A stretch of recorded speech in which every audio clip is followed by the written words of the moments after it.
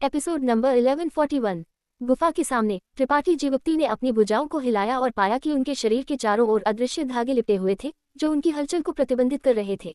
न केवल उनकी हलचल सुस्त थी बल्कि उनके संत क्यूई का प्रवाह भी बेहद बाधित था। यही अजीब एहसास था जिसने उन्हें अपनी पूरी ताकत का इस्तेमाल करने से रोका। इसलिए जब हुनजेन ने अपना पहला मुक्का मारा तो उन्हें अपना बैंगनी ढाल अपनी रक्षा के लिए बुलाना पड़ा। हालांकि बैंगनी ढाल को पूरी तरह से परिष्कृत नहीं किया गया था और यह अपनी पूरी शक्ति प्रदर्शित नहीं कर सकता था, फिर भी ये एक नवम क्रम दैत्य जानवर के खोल और दैत्य मूल मॉन्स्टर कॉप और विभिन्न ओरिजिन ग्रेड एयस्को से बनाया गया था, जिससे ये बेहद मजबूत हो गया था। इसलिए हुनजेन के हमले को रोकने में सक्षम होना सामान्य था। ये किस तरह की शक्ति है? त्रिपाठी जीवप्ती यह नहीं बता सकते थे कि उन्हें बांधने वाली शक्ति क्या थी, इसलिए वह केवल हुनजेन से पूछ सकते थे। हुनजेन हंसा, अज्ञानी लड़के, तुम ये भी नहीं जानते कि शिक्षा है, फिर भी तुम इतना अभिमानी कार्य करने की हिम्मत करते हो। शय, त्रिपाठी जीवप्ती ने भौहें चढ़ाई। गति, मेरे पास उसी तरह की गति है। ऐसा कहते हुए त्रिपाठी जीवप्ती की आभा फूट पड़ी, लेकिन उनकी निराशा के लिए उनकी अपनी आभा हुनजेन से मौलिक रूप से अलग थी। ऐसा नहीं था कि उनकी आभा कमजोर थी, इसके विपरीत उन लोगों की आंखों में जो सच्चाई नहीं जानते थे, इस क्षण त्रिपाठी जीवप्ती की आभा बस धरती को हिलाने वाली थी, जबकि हुनजेन की आभा बहुत हीन थी। हालांकि केवल त्रिपाठी जीवप्ती खुद जानते थे कि हुनजेन ने जिस शय की बात की थी वह उस गति से पूरी तरह से अलग थी जिसे वह समझते थे। त्रिपाठी जीवप्ती की अपनी आभा इस युवक के साथ बिल्कुल भी हस्तक्षेप नहीं कर सकती थी। इसके विपरीत इस युवक की शय ने अपनी खुद की शक्ति को बहुत दबा दिया। ये एक ओरिजिन रिटर्निंग कोटी मास्टर है। अद्भुत! त्रिपाठी जीवप्ती की आंखें जुनून से जल उठी, लेकिन थोड़ा सा भी घबराहट महसूस करने के बजाय उनकी लड़ने की भावना बढ़ गई। अपनी उत्तेजना को दूर करने के लिए सिर हिलाते हुए त्रिपाठी जीवप्ती ने अपना बैंगनी ढाल उठाया और हुनजेन को पुकारा, आओ, मुझे देखने दो कि तुम्हारा शय क्या है। त्रिपाठी जीवप्ती ने अपनी राक्षसी ज्वाला तलवार को दूर रखा और एक रक्षात्मक मुद्रा ग्रहण की। हालांकि वे केवल एक बार लड़े थे, त्रिपाठी जीवप्ती पहले से ही जानते थे कि उनकी वर्तमान युद्ध शक्ति के साथ एक ओरिजिन रिटर्निंग कोटी मास्टर को मारना असंभव था, भले ही उन्होंने अपना स्वर्ण रक्त इस्तेमाल किया हो। शय नामक इस तरह की शक्ति बहुत रहस्यमय थी, लेकिन इस हुनजेन के लिए उन्हें मारना असंभव था। अपने बैंगनी ढाल के साथ वह अंतरिक्ष को फाड़ सकते थे, इसलिए एक तृतीय क्रम ओरिजिन रिटर्निंग कोटी मास्टर भी उन्हें नहीं मार सकता था। त्रिपाठी जीवप्ती की मुद्रा को देखकर हुनजेन जानता था कि वह क्या करना चाहते थे और क्रोधित हो गए। एक ओरिजिन रिटर्निंग कोटी कृषक के पास एक संत कोटि कृषक को दबाने की पूर्ण क्षमता थी, लेकिन इस प्रथम क्रम संत कोटि ने वास्तव में शय का अध्ययन करने के लिए उसका उपयोग करना चाहा। इससे त्रिपाठी जीवप्ती को लगा कि उनका अपमान किया गया है, जिससे उनके दिल से हत्यारा इरादा उमड़ पड़ा। बिना किसी संकोच के त्रिपाठी जीवप्ती ने पवनधार की एक श्रृंखला बाहर भेजी। ये पवनधार टिड्डियों के एक झुंड की तरह आकाश को ढंक गई, एक तेज सीटी के साथ अंतरिक्ष को काट दिया। अच्छा अच्छा अच्छा, जी हुनवेन ने अपने हाथों से ताली बजाई और जोर से हंसा, पूरी तरह से भूल गया कि वह अभी अभी त्रिपाठी जीवप्ती पर कदम रखने और उसके चेहरे पर पेशाब करने के लिए शोर मचा रहा था। त्रिपाठी जीवप्ती के लिए यह हुनजेन का हमला उनके शय को समझने का सबसे अच्छा तरीका था। वूही का अनुसरण करने वाले कई कृषकों को अब और देखना सहन नहीं हो सका और उन्होंने दुख से अपने सिर फेर लिए। उन सभी ने महसूस किया कि त्रिपाठी जीवप्ती निश्चित रूप से मर चुके थे, कि उनके पास हमलों के इस दौर से बचने का कोई रास्ता नहीं था। यांग इन्फ्लेमेशन ने अपने होठों को घुमाया और धीरे से बुदबुदाया, अगर मैं जो कलाकृतियां परिष्कृत करती हूँ वे प्रथम क्रम ओरिजिन रिटर्निंग कोटि के हमलों को भी तोड़ सकती हैं, तो मुझे भविष्य में उन्हें परिष्कृत करने की जरूरत नहीं होगी। उसकी आवाज़ इतनी धीमी थी कि किसी ने उसे नहीं सुना, यहाँ तक कि वूही ने भी नहीं जो उसके बगल में खड़ी थी। होन होन होन, एक हिंसक विस्फोट हुआ और वह जगह जहां त्रिपाठी जीवप्ती खड़े थे उड़ती हुई रेत और पत्थरों से भर गई, जिससे उनकी दृष्टि अवरुद्ध हो गई। उनकी आकृति को बार बार पीछे धकेल दिया गया जब तक कि वह एक बड़े चट्टान से नहीं टकराए, जिससे वह एक पल में टूट गया। त्रिपाठी जीवप्ती को अपने गले में एक मीठा स्वाद महसूस हुआ क्योंकि उन्होंने एक मूंद खून खांस दिया। पवनधार की शक्ति त्रिपाठी जीवप्ती को चोट पहुंचाने में विफल रही, लेकिन विशाल प्रभाव ने अभी भी उनके 5 हाथों को स्थानांतरित कर दिया। हुनजेन की आंखें सिकुड़ गईं, जाहिरा तौर पर यह उम्मीद नहीं थी कि उनकी ढाल की रक्षात्मक क्षमता इतनी अच्छी होगी। त्रिपाठी जीवप्ती के ठीक होने का इंतजार किए बिना हुनजेन ने एक कदम आगे बढ़ाया। एक पल पहले उनका शरीर अभी भी अपनी जगह पर खड़ा था, लेकिन अगले ही पल वह त्रिपाठी जीवप्ती के सामने दिखाई दिए और त्रिपाठी जीवप्ती के माथे की ओर मुक्का मारा। हुनजेन की शय, जो त्रिपाठी जीवप्ती की शक्ति को दबा रही थी, अचानक मजबूत हो गई। त्रिपाठी जीवप्ती ने महसूस किया कि हुनजेन का हमला आने से पहले उनके पास खुद को बचाने का कोई रास्ता नहीं था। निराशा के एक पल में त्रिपाठी जीवप्ती ने अपना अधूरा अंतरिक्ष ब्लेड फेंक दिया। 2 शून्य दरारें जल्दी से हुनजेन की कमर और पेट की ओर गोली मार दी। हालांकि हुनजेन यह नहीं जानता था कि यह किस तरह का हमला था, उन्होंने सहज रूप से खतरे की भावना महसूस की। अपने चारों ओर एक सुरक्षात्मक बाधा बनाने के लिए अपने संत क्यूई को धक्का देते हुए हुनजेन की मुट्ठी अभी भी एक बिजली के बोल्ट की तरह नीचे टूट गई। हालांकि इस संक्षिप्त देरी ने त्रिपाठी जीवप्ती को अपना बैंगनी ढाल उठाने की अनुमति दी। एक जोरदार धमाके के साथ त्रिपाठी जीवप्ती एक टूटी हुई डोरी के साथ एक पतंग की तरह थे जो दूर उड़ गए। होंगज़ेन की भौहें तन गई क्योंकि उन्होंने उस जगह को घूर दिया जहां उन पर अभी अभी हमला किया गया था, लेकिन हैरान थे कि वहां कुछ भी नहीं था, न ही चोट का कोई निशान था। सिर हिलाते हुए होंगज़ेन समझ नहीं पाए कि उन्हें अभी अभी इतनी भयानक भावना क्यों हुई। त्रिपाठी जीवप्ती को फिर से देखते हुए होंगज़ेन निःशब्द थे। हालांकि ये प्रथम क्रम संत कोटि युवक बेहद परेशान लग रहा था, उसे बिल्कुल भी कोई गंभीर चोट नहीं लगी थी। त्रिपाठी जीवप्ती के सभी हमलों को उनके बैंगनी ढाल कलाकृति द्वारा अवरुद्ध कर दिया गया था, इसलिए उन्हें जो एकमात्र चोटें लगी वे उनके हमलों के झटकों के कारण हुई कुछ मामूली चोटें थीं। इससे भी अधिक इस क्षण इस युवक ने न केवल घबराहट की कोई संकेत नहीं दिखाए, उन्होंने भागने का कोई इरादा भी नहीं दिखाया। इसके बजाय वह उत्साहित लग रहे थे। उनके चेहरे पर एक खुशी की मुस्कान थी क्योंकि उन्होंने होंगज़ेन को इशारा किया था। मौत को न्योता देना। होंगज़ेन क्रोधित थे। उन्हें एक ओरिजिन रिटर्निंग कोटि मास्टर को एक संत कोटि युवक से निपटना पड़ा, लेकिन न केवल वह उसे कम समय में मारने में विफल रहे, उन्हें बार बार उकसाया भी गया। इस तरह का व्यवहार असहनीय था। होंगज़ेन की शिर फूट पड़ी और एक बार फिर त्रिपाठी जीवप्ती को ढांक लिया, लेकिन अगले ही पल होंगज़ेन ने अविश्वास का भाव दिखाया, क्योंकि इस युवक के चारों ओर शि के समान एक आभा बह रही थी। हालांकि यह बहुत फीका था, होंगज़ेन निश्चित थी कि यह शि का भ्रूण रूप था। जब तक इस युवक को पर्याप्त समय दिया जाता है, वह अपनी खुद की शि बनाने में सक्षम होगा। ये कैसे संभव है? कुछ दर्जनों सांसों पहले ये युवक स्पष्ट रूप से उनसे पूछ रहा था कि शि क्या है, तो वह अब ऐसा कैसे करने में सक्षम था? उन्होंने अभी अभी हुई लड़ाई से ही यह कैसे पता लगाया? इन सब पर विचार करते हुए होंगज़ेन ठिठुर उठे क्योंकि वह एक ठंडे पसीने में टूट गए। अगर यह वास्तव में मामला था तो ये लड़का बस बहुत अत्यंत शक्तिशाली था। यहाँ तक कि होंगज़ेन, जो 10 साल पहले ओरिजिन रिटर्निंग कोटि में प्रवेश कर चुके थे, केवल संप्रदाय के वृद्धों के मार्गदर्शन और निर्देशन के तहत शि को धीरे धीरे समझने में सक्षम थे। अब भी उन्होंने अभी शि के मूल को समझना शुरू किया था, लघु उपलब्धि के चरण तक भी नहीं पहुंचे थे।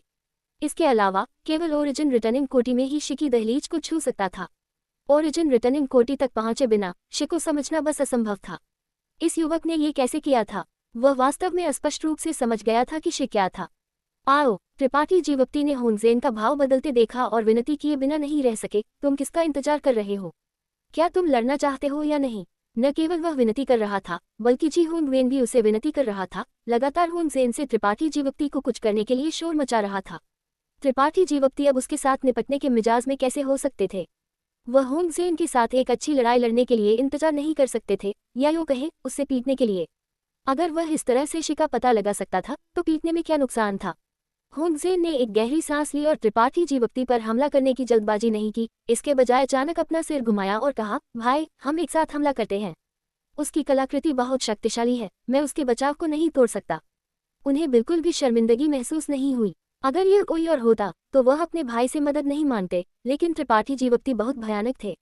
अगर ऐसे व्यक्ति को आज नहीं मारा गया तो एक बार जब वह बड़ा हो जाएगा तो वह एक अजेय अस्तित्व बन जाएगा। इसलिए उन्होंने अपने भाई से मदद मांगने में संकोच नहीं किया। दूसरा ओरिजिन रिटर्निंग कोटि मास्टर जो जी होंगवेन की रक्षा कर रहा था, उसने ये सुना और कुछ आश्चर्य के साथ होंगज़ेन को देखा, लेकिन उसने कोई सवाल नहीं पूछा, बस धीरे से सिर हिलाया। ठीक है। जैसा कि उन्होंने कहा, वह उम्मीद के मुताबिक बाहर चले गए। हर कोई हक्का बक्का रह गया। एक प्रथम क्रम ओरिजिन रिटर्निंग कोटि एक प्रथम क्रम संत कोटि से निपट रहा था और वास्तव में एक प्रथम क्रम ओरिजिन रिटर्निंग कोटि सहायक को आमंत्रित किया था, और यह सहायक भी एक प्रथम क्रम ओरिजिन रिटर्निंग कोटि कृषक था। ये एन का पूरा शरीर काम को था। हालांकि वह स्थिति को नहीं समझ पाए। वह जानते थे कि त्रिपाठी जीवप्ती वास्तव में छेड़छाड़ करने वाले नहीं थे। उन्हें अचानक एक बुरा एहसास हुआ और वह नहीं जानते थे कि इस बार त्रिपाठी जीवप्ती को अपमानित करना एक आशीर्वाद था या एक अभिशाप। 2 ओरिजिन रिटर्निंग कोटि मास्टरों को आते देखकर त्रिपाठी जीवप्ती ने भौहें चढ़ाई। उनके चेहरे पर निराशा का एक निशान दिखाई दिया क्योंकि वह जल्दी से गुफा के प्रवेश द्वार पर पीछे हट गए। वह एक ओरिजिन रिटर्निंग कोटि मास्टर को भी संभाल नहीं सकते थे, एक ही समय में 2 की तो बात ही छोड़ो।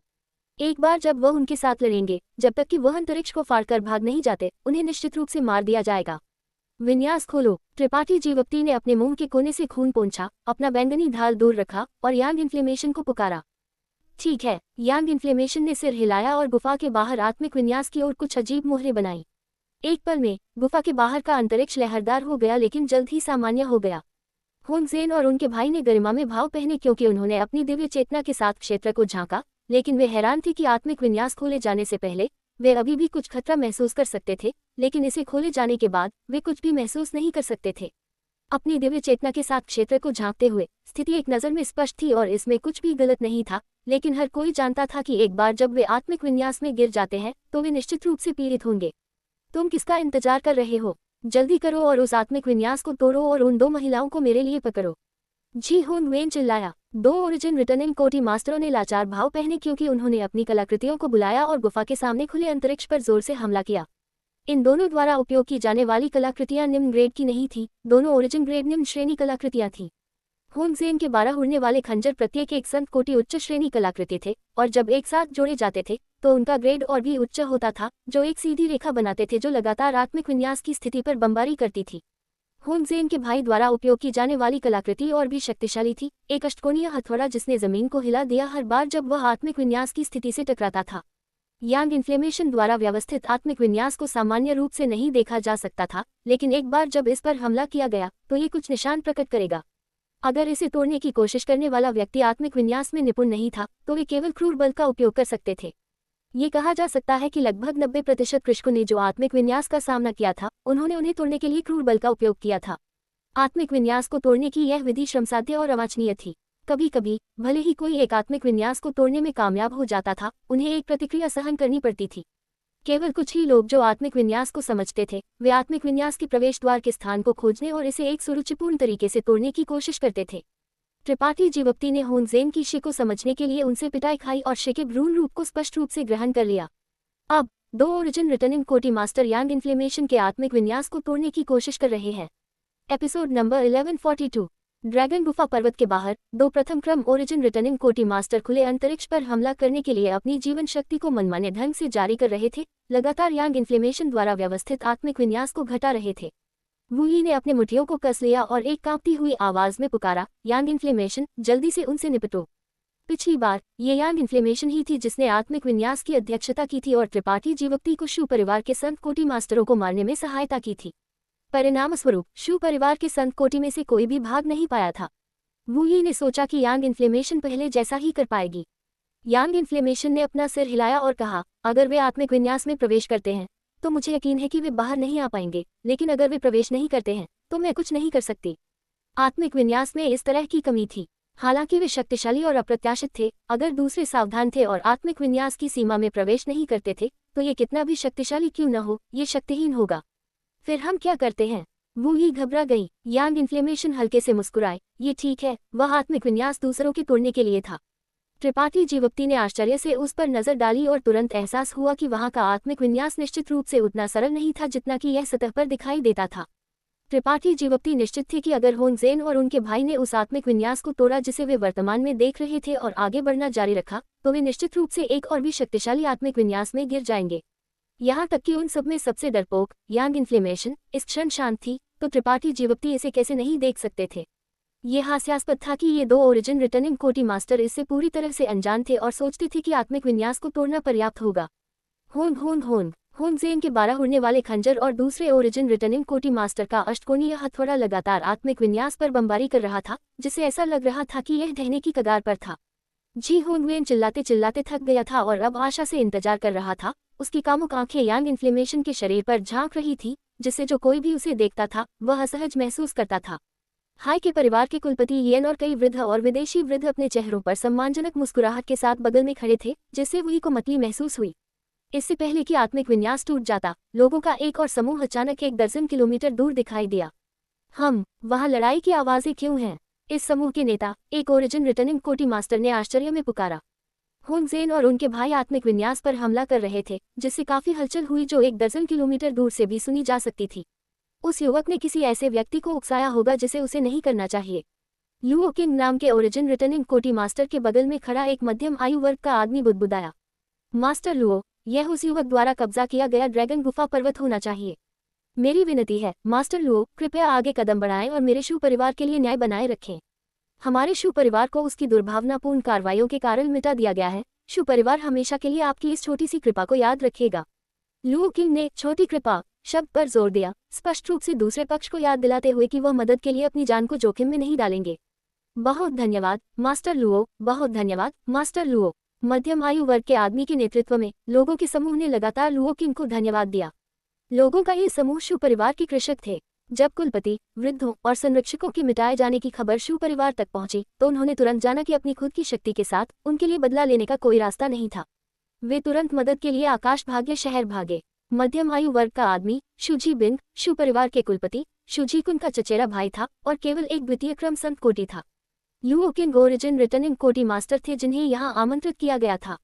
शू जीबिंग बहुत आत्म जागरूक था और जानता था कि अपनी खुद की क्षमता के साथ वह सिटी लॉर्ड फी जीतू को समर्थन देने के लिए समझा नहीं पाएगा। तथ्यों ने इस बिंदु को साबित किया था। भले ही हाई के परिवार के कुलपति ईएन व्यक्तिगत रूप से एक उपहार लाए, फी जीतू ने उनके शब्दों को गंभीरता से नहीं लिया। वह छोटे वंशों के बीच की शिकायतों की परवाह करने के मिजाज में कैसे हो सकता था। अगर ईएन सहयोग से जी होंग वेन से नहीं मिले होते तो वह अभी भी सिटी लॉर्ड्स मैंशन से खबर का इंतजार कर रहे होते। शू जीबिंग सिटी लॉर्ड्स मैंशन नहीं गए और इसके बजाय सीधे लुओ किंग के पास गए क्योंकि शू जीकुन ने एक बार लुओ किंग की एक छोटी सी कृपा के साथ मदद की थी। केवल इस कारण से लुओ किंग हाथ पर हाथ धरे नहीं बैठेंगे। निश्चित रूप से शू जीबिंग ने लुओ किंग को आमंत्रित किया और ड्रैगन गुफा पर्वत की ओर भागे, लेकिन इससे पहले कि वह गुफा तक पहुंचते उन्होंने लड़ाई की आवाजें सुनी। समूह ने गति बढ़ाई और जल्द ही गुफा के सामने पहुंच गया। आगे देखते हुए लुओ किंग ने अचानक एक हल्की आह निकाल दी और जल्दी से जी होंग वेन के पास चले गए और झुके। नमस्ते युवा स्वामी जी। जी होंग वेन होनजेन और उनके वरिष्ठ भाइयों से जल्दी से विन्यास को तोड़ने का आग्रह कर रहे थे जब उन्होंने लुओ किंग की आवाज सुनी। उन्होंने लुओ किंग पर एक नजर डाली और आश्चर्य में पूछा, क्या तुम अंतहीन खजाना मंडप के रक्षक नहीं हो? अंतहीन खजाना मंडप की रक्षा करने के बजाय तुम यहाँ क्या कर रहे हो? लुओ किंग ने जल्दी से जवाब दिया। युवा स्वामी जी को जवाब देते हुए, मेरी यहाँ मरे शू परिवार के कुलपति के साथ कुछ दोस्ती थी। इस बार मुझे किसी के द्वारा यहाँ आने और हत्यारे से एक स्पष्टीकरण की मांग करने के लिए कहा गया था। जी होंग वेन ने सिर हिलाया। ओह, तो तुम यहाँ किसी के लिए खड़े होने के लिए हो? अच्छा, तुम ठीक समय पर आए हो। तुम जाओ और होंग जेन और दूसरों को इस टूटे हुए आत्मिक विन्यास को तोड़ने में मदद करो। वे दो बर्बाद वास्तव में बेकार हैं, उन्हें इस टूटे हुए आत्मिक विन्यास को तोड़ने में इतना समय लगा। हालांकि लुओ किंग खजाना भंडार मंडप में एक रक्षक थे, वह अभी भी शैडो मून हॉल के एक सदस्य थे, इसलिए उन्होंने स्वाभाविक रूप से जी होंग वेन के आदेशों का उल्लंघन करने की हिम्मत नहीं की। सिर हिलाते हुए उन्होंने कहा, युवा स्वामी जी, मैं अवज्ञा करने की हिम्मत नहीं करता। ऐसा कहते हुए लुओ किंग ने भी अपनी खुद की कलाकृति को बुलाया और जल्दी से आगे चले गए। आत्मिक विन्यास को तोड़ने के लिए होंग जेन और उनके भाई के साथ बल में शामिल होने की तैयारी कर रहे थे। दूसरी ओर ये ने देखा कि शू जीबिंग भी एक ओरिजिन रिटर्निंग कोटि मास्टर लाए थे और मुस्कान के साथ उनका स्वागत करने के लिए आगे बढ़े। शू जीबिंग ने येन के साथ कुछ शब्दों का आदान प्रदान किया, लेकिन अपने दिल में वह काफी उलझन में थे। उन्हें नहीं पता था कि हाई के परिवार ने उनसे पहले त्रिपाठी जीवोक्ति से निपटने के लिए एक मास्टर क्यों ढूंढा था। हालांकि वह इसका पता नहीं लगा सकते थे, ये ने नहीं पूछा। शू परिवार वह नहीं था जो वह हुआ करता था। हालांकि शैडो मून हॉल के दबाव में हाई के परिवार शू परिवार को खुलेआम जोड़ेगा नहीं, उनके क्षेत्र पर कब्जा करना और कुछ लाभ की मांग करना अभी भी संभव था। ऐसे पड़ोसी के सामने शू जीबिंग केवल विनम्र कार्य कर सकते थे और समझौता कर सकते थे, यह आशा करते हुए कि येन बहुत निर्दयी कार्य नहीं करेंगे। येन स्वाभाविक रूप से बहुत खुश थे। हालांकि उन्हें पहले थोड़ा बेचैन महसूस हुआ था। अब जब शू जीबिंग उनके साथ एक ओरिजिन रिटर्निंग कोटि मास्टर लाए थे तो त्रिपाठी जीवोक्ति का विनाश पहले से ही एक निर्धारित निष्कर्ष था। इस बार त्रिपाठी जीवोक्ति को खत्म करके और जी होंग वेन की अश्लील इच्छाओं को संतुष्ट करके हाई के परिवार ऊपर उठ जाएगा। अगर जी होंग वेन वुई को अपने साथ वापस ला सकता था तो यह और भी बेहतर होगा। जब तक वुई एक बिचौलिए के रूप में कार्य कर सकती थी, हाई के परिवार की स्थिति बढ़ जाएगी और उनके लिए शैडो मून हॉल में प्रवेश करना असंभव नहीं होगा। त्रिपाठी जीवोक्ति केवल यह आशा कर सकते थे कि जी होंग वेन क्रोध के एक फिट में वुई को नहीं मारेंगे। जैसे ही ये सोच रहे थे, उन्होंने होंग जेन का असंतोषजनक चिल्लाना सुना, तुम क्या कर रहे हो? एक गुस्से भरी दहाड़ के साथ सबने अपना सिर घुमाया और उस दिशा में देखा। तुरंत उन्होंने एक बेहद अजीब दृश्य देखा। शू जीबिंग द्वारा आमंत्रित ओरिजिन रिटर्निंग कोटि मास्टर लुओ किंग वास्तव में गुफा के प्रवेश द्वार पर टकटकी लगाए हुए थे। उनके हाथ में एक कलाकृति थी, लेकिन उसमें अपनी जीवन शक्ति नहीं डाल रहे थे। इसे देखकर ऐसा लग रहा था कि उन्होंने उनके रास्ते को रोकने वाले आत्मिक विन्यास पर हमला नहीं किया था। होंग जेन के ओरिजिन रिटर्निंग कोटि भाई ने भी एक अप्रसन्न भाव पहना और डांटा, अगर तुम मदद नहीं करना चाहते हो तो बस किनारे हो जाओ, हम दो पर्याप्त हैं। किसी भी मामले में यह आत्मिक विन्यास टूटने वाला है, इसलिए इसे कोई फर्क नहीं पड़ता कि तुम शामिल होते हो या नहीं। अभी अभी जी होंग वेन ने उनकी शक्ति को कम आंका था, जिससे होंग जेन और इस ओरिजिन रिटर्निंग कोटि मास्टर को बेहद नाराजगी हुई थी। अब जब आत्मिक विन्यास टूटने वाला था तो वे निश्चित रूप से लुओ किंग के साथ इस श्रेय को साझा करने के लिए तैयार नहीं थे। रुको, लुओ किंग ने कुछ असाधारण खोज की थी और उनकी आंखों की गहराइयों में डर का एक निशान चमका। जल्दी से होंग जेन और उनके भाई को हमला जारी रखने से रोक दिया। लुओ किंग, इतने बेशर्म मत बनो। तुम क्या चाहते हो? हुन जेन क्रोधित थे। क्या हो रहा है? जी हुन वेन का चेहरा भी उदास हो गया। युवा स्वामी, यह आदमी न केवल मदद नहीं करना चाहता, वह हमें बाधा डालने की भी कोशिश कर रहा है। वह वास्तव में पागल हो गया है। हुन जेन ने तुरंत कहा, मुझे संदेह है कि वह उस युवक के साथ है। क्या ऐसा है? जी हुन वेन ने लुओ किंग को ठंडे स्वर में देखा। नहीं, युवा स्वामी जी, कृपया मुझे समझाने दें। लुओ किंग चौंक गए और जल्दी से अपना हाथ हिलाया। एक पल के लिए इसके बारे में सोचा इससे पहले कि जी हुन वेन के पास चल दिए और उनके कान में कुछ शब्द फुसफुसाए। किसी को नहीं पता था कि उन्होंने क्या कहा, लेकिन जी हुन वेन का चेहरा अचानक बदल गया और उन्होंने उत्सुकता से पूछा, वास्तव में? बिल्कुल। लुओ किंग ने जोर से सिर हिलाया और फुसफुसाया, युवा स्वामी जी, कृपया चिंता न करें, मैं अभी वृद्ध चेन को सूचित करूंगा। ऐसा कहते हुए जी हुन वेन के जवाब देने का इंतजार किए बिना लुओ किंग ने तुरंत एक संचार कलाकृति निकाल ली और उसमें अपनी दिव्य चेतना डाली। बदमाश! जी हुन वेन ने लुओ किंग की संचार कलाकृति को जमीन पर थप्पड़ मारा इससे पहले कि लुओ किंग पर घूर दिया और फिर त्रिपाठी जीवप्ती की ओर उनका भाव बेहद उदास हो गया। होंग जेन और दूसरे ओरिजिन रिटर्निंग कोटी मास्टर नहीं जानते थे कि क्या हो रहा था, लेकिन एक नज़र का आदान प्रदान करने के बाद उन्होंने हमला करना बंद कर दिया। वे क्या कर रहे हैं? त्रिपाठी उत्तम ने उत्सुकता से देखा। उनके चेहरे पर एक चिंतित भाव था। मैं अभी भी उनके आत्मिक विन्यास को तोड़ने का इंतजार कर रहा हूँ। कुछ तरह की असहमत दिखाई देती है। त्रिपाठी जीवप्ती भी नहीं समझे। उन्हें केवल इतना पता था कि लुओ किंग अभी एक पल पहले उन्हें घूर रहे थे, जैसे कि उन्होंने उन्हें पहचान लिया हो, लेकिन त्रिपाठी जीवप्ती निश्चित थे कि उन्होंने इस व्यक्ति को पहले कभी नहीं देखा था, न ही उन्होंने कभी उनके साथ कोई लेन देन किया था। त्रिपाठी जीवप्ती की याददाश्त हमेशा अच्छी रही थी, इसलिए अगर वह वास्तव में इस व्यक्ति से मिले होते तो उन्हें निश्चित रूप से उनकी छाप होती। इस अचानक बदलाव ने न केवल त्रिपाठी जीवप्ती और अन्य लोगों को भ्रमित किया, बल्कि यीएन को भी। उनके दिल में संकट की भावना इस क्षण बहुत मजबूत हो गई थी। उन्होंने सावधानी से जी होंग वेन पर नजर डाली और पाया कि इस युवा स्वामी का, जिसने स्वर्गीय भाग्य शहर में सभी प्रकार के बुरे कार्य किए थे, इस क्षण वास्तव में उनके चेहरे पर एक मुश्किल भाव था, जैसे कि उन्हें किसी तरह के मुश्किल निर्णय का सामना करना पड़ा हो। यीएन भयभीत थे, यह सोच रहे थे कि क्या त्रिपाठी जीवप्ती नामक इस युवक की कोई पृष्ठभूमि थी। अन्यथा जी होंग वेन इतना झिझक क्यों करेंगे? अगर इस युवक की कोई पृष्ठभूमि नहीं होती तो उनके स्वभाव और व्यक्तित्व के साथ वह निश्चित रूप से हार नहीं मानते, लेकिन इस युवक की किसी तरह की पृष्ठभूमि नहीं लगती थी। यीएन का दिल उथल पुथल और बेचैनी में था, लेकिन जल्द ही जी होंग वेन ने एक फैसला लिया और जोर से होंग जेन की ओर चिल्लाया, तुम क्यों रुक गए? क्या इस युवा स्वामी ने तुम्हें रुकने के लिए कहा? हमला जारी रखो। हाँ, होंग जेन और उनके भाई ने जवाब दिया और एक बार फिर आत्मिक विन्यास पर हमला शुरू कर दिया। नहीं, युवा स्वामी जी। लुओ किंग चौंक गए और उन्हें फिर से रोकने की कोशिश की। लुओ किंग ने त्रिपाठी जीवप्ती को पहचान लिया है और जी होंग वेन कुछ झिझक के बाद आत्मिक विन्यास पर हमला जारी रखने का आदेश देते हैं। Episode number 1143। हालांकि जी होंग वेन ने उसे अशिष्टता से लात भी मारी, दफा हो जाओ। किसी ने भी उनकी बातों पर बिल्कुल ध्यान नहीं दिया। जी होंग वेन की शक्ति उच्च नहीं थी, लेकिन इस लात का सामना करते हुए लुओ किंग ने चकमा देने की हिम्मत नहीं की और उन्हें कई कदम पीछे धकेल दिया गया। खुद को संभालते हुए लुओ किंग ने जल्दी से कहा, युवा स्वामी जी, वृद्ध चेन जल्द ही यहाँ होंगे।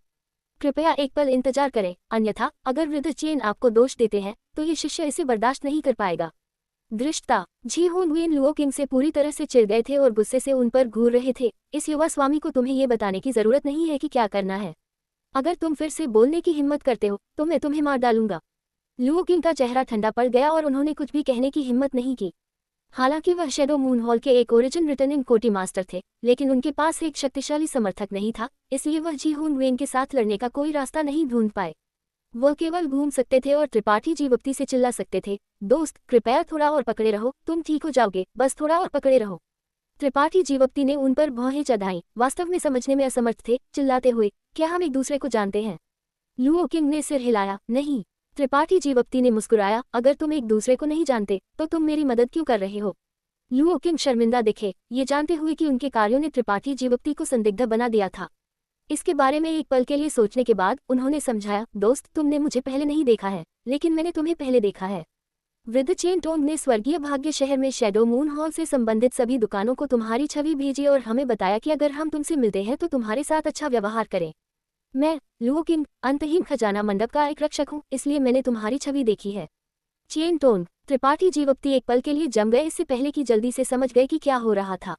यह जरूर पिछली 2 लेन देन रही होगी जो उन्होंने चेन टोन के साथ की थी, जिसने इस वृद्ध आदमी को उन्हें ध्यान देने के लिए मजबूर किया। चेन टोन के साथ पहली 2 लेन देन दोनों बड़ी लेन देन थी और त्रिपाठी जीवप्ती ने उन्हें बहुत सारी संत कोटि कलाकृतियां बेची थी, इसलिए इस वृद्ध आदमी ने सोचा होगा कि वह एक अच्छा ग्राहक था। आखिरकार छायांकित तारा पर सबसे मजबूत कलाकृति शोधक केवल एक ओरिजिन ग्रेड निम्न श्रेणी कलाकृति शोधक था। त्रिपाठी जीवोक्ति द्वारा बेची गई संत कोटि उच्च श्रेणी कलाकृतियां महान मूल्य की थी, इसलिए उन्हें बेचने की चिंता करने की जरूरत नहीं थी। इन कलाकृतियों के साथ वह कई कृषकों की शक्ति को बहुत बढ़ाने में सक्षम होंगे। लेकिन ये सही नहीं है। भले ही ऐसा है, चेन टोंग को इतना सावधान होने की जरूरत नहीं है। त्रिपाठी जीवोक्ति को खुशामद का एक संकेत भी महसूस हुआ। हाँ, खुशामद। उन्होंने जानबूझकर अपनी छवि को पूरे आकाश भाग्य शहर में शैडो मून हॉल से संबंधित सभी व्यवसायों तक फैलाया था। उन्हें निर्देश दिया था कि उनके साथ अच्छा व्यवहार करें। अगर यह खुशामद नहीं था तो क्या था?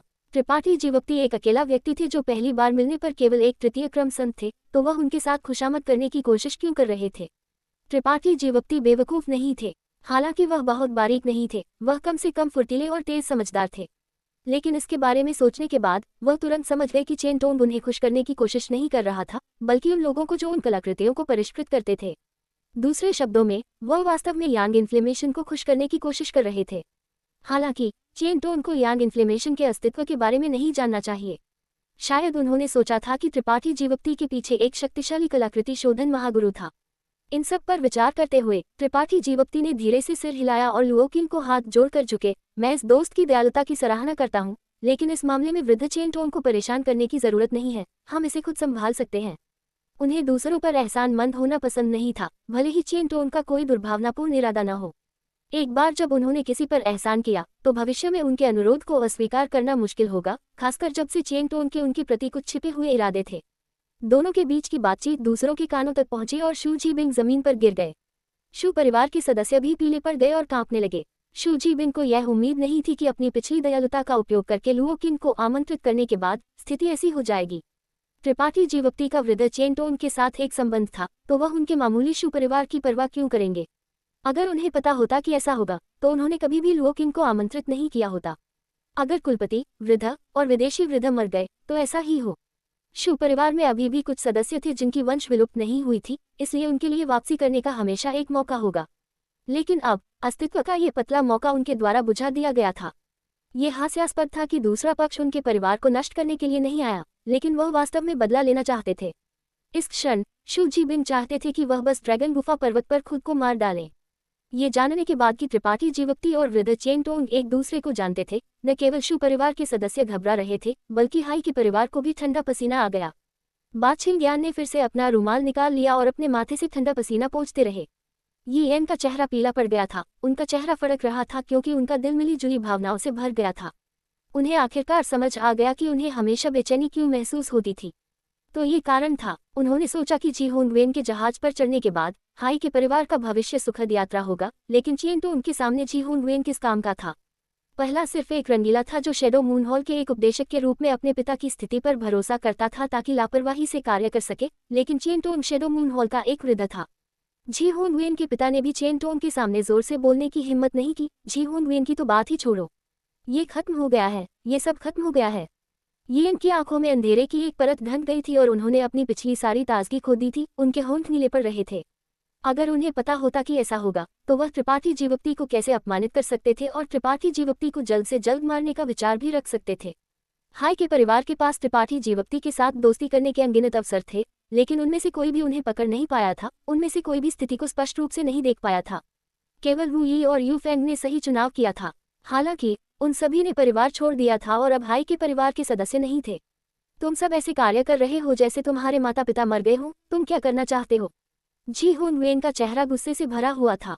उन्होंने येन और शू जीबिंग को जमीन पर लात मारी, जिससे वह एक पके हुए झींगा की तरह जमीन पर सिमट गए। कचा। उसी क्षण गुफा के बाहर का आत्मिक विन्यास अचानक टूट गया। जी होंग वेन का चेहरा खुशी से भर गया क्योंकि उन्होंने चिल्लाया, किसी भी कीमत पर उस छोटे बच्चे को मेरे लिए मार डालो। होंग जेन और उनके भाई एक पल के लिए जम गए, इससे पहले कि जल्दी से समझ गए कि जी होंग वेन क्या योजना बना रहा था। वह वृद्ध चेन टोंग के आने से पहले त्रिपाठी जीवोक्ति को मारने वाला था। अगर त्रिपाठी जीवोक्ति जीवित होते तो उन्हें निश्चित रूप से वृद्ध चेन टोंग द्वारा दंडित किया जाएगा और उन्हें शैडो मून हॉल से बाहर भी निकाला जा सकता है। लेकिन अगर त्रिपाठी जीवोक्ति मर गए तो भले ही उन्हें दंडित किया जाए, परिणाम बहुत बुरे नहीं होंगे। आखिरकार एक मृत व्यक्ति का कोई मूल्य नहीं था और वृद्ध चेन टोंग एक मृत व्यक्ति के लिए 2 ओरिजिन रिटर्निंग कोटि मास्टरों को नहीं मारेंगे।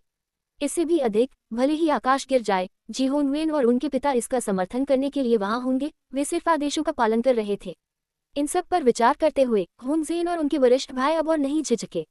आगे बढ़ते हुए वे गुफा की ओर दौड़े। उनका हत्यारा इरादा उमड़ रहा था क्योंकि वे त्रिपाठी जीवक्ति पर ऐसे घूर रहे थे जैसे वे एक मृत व्यक्ति को देख रहे हों।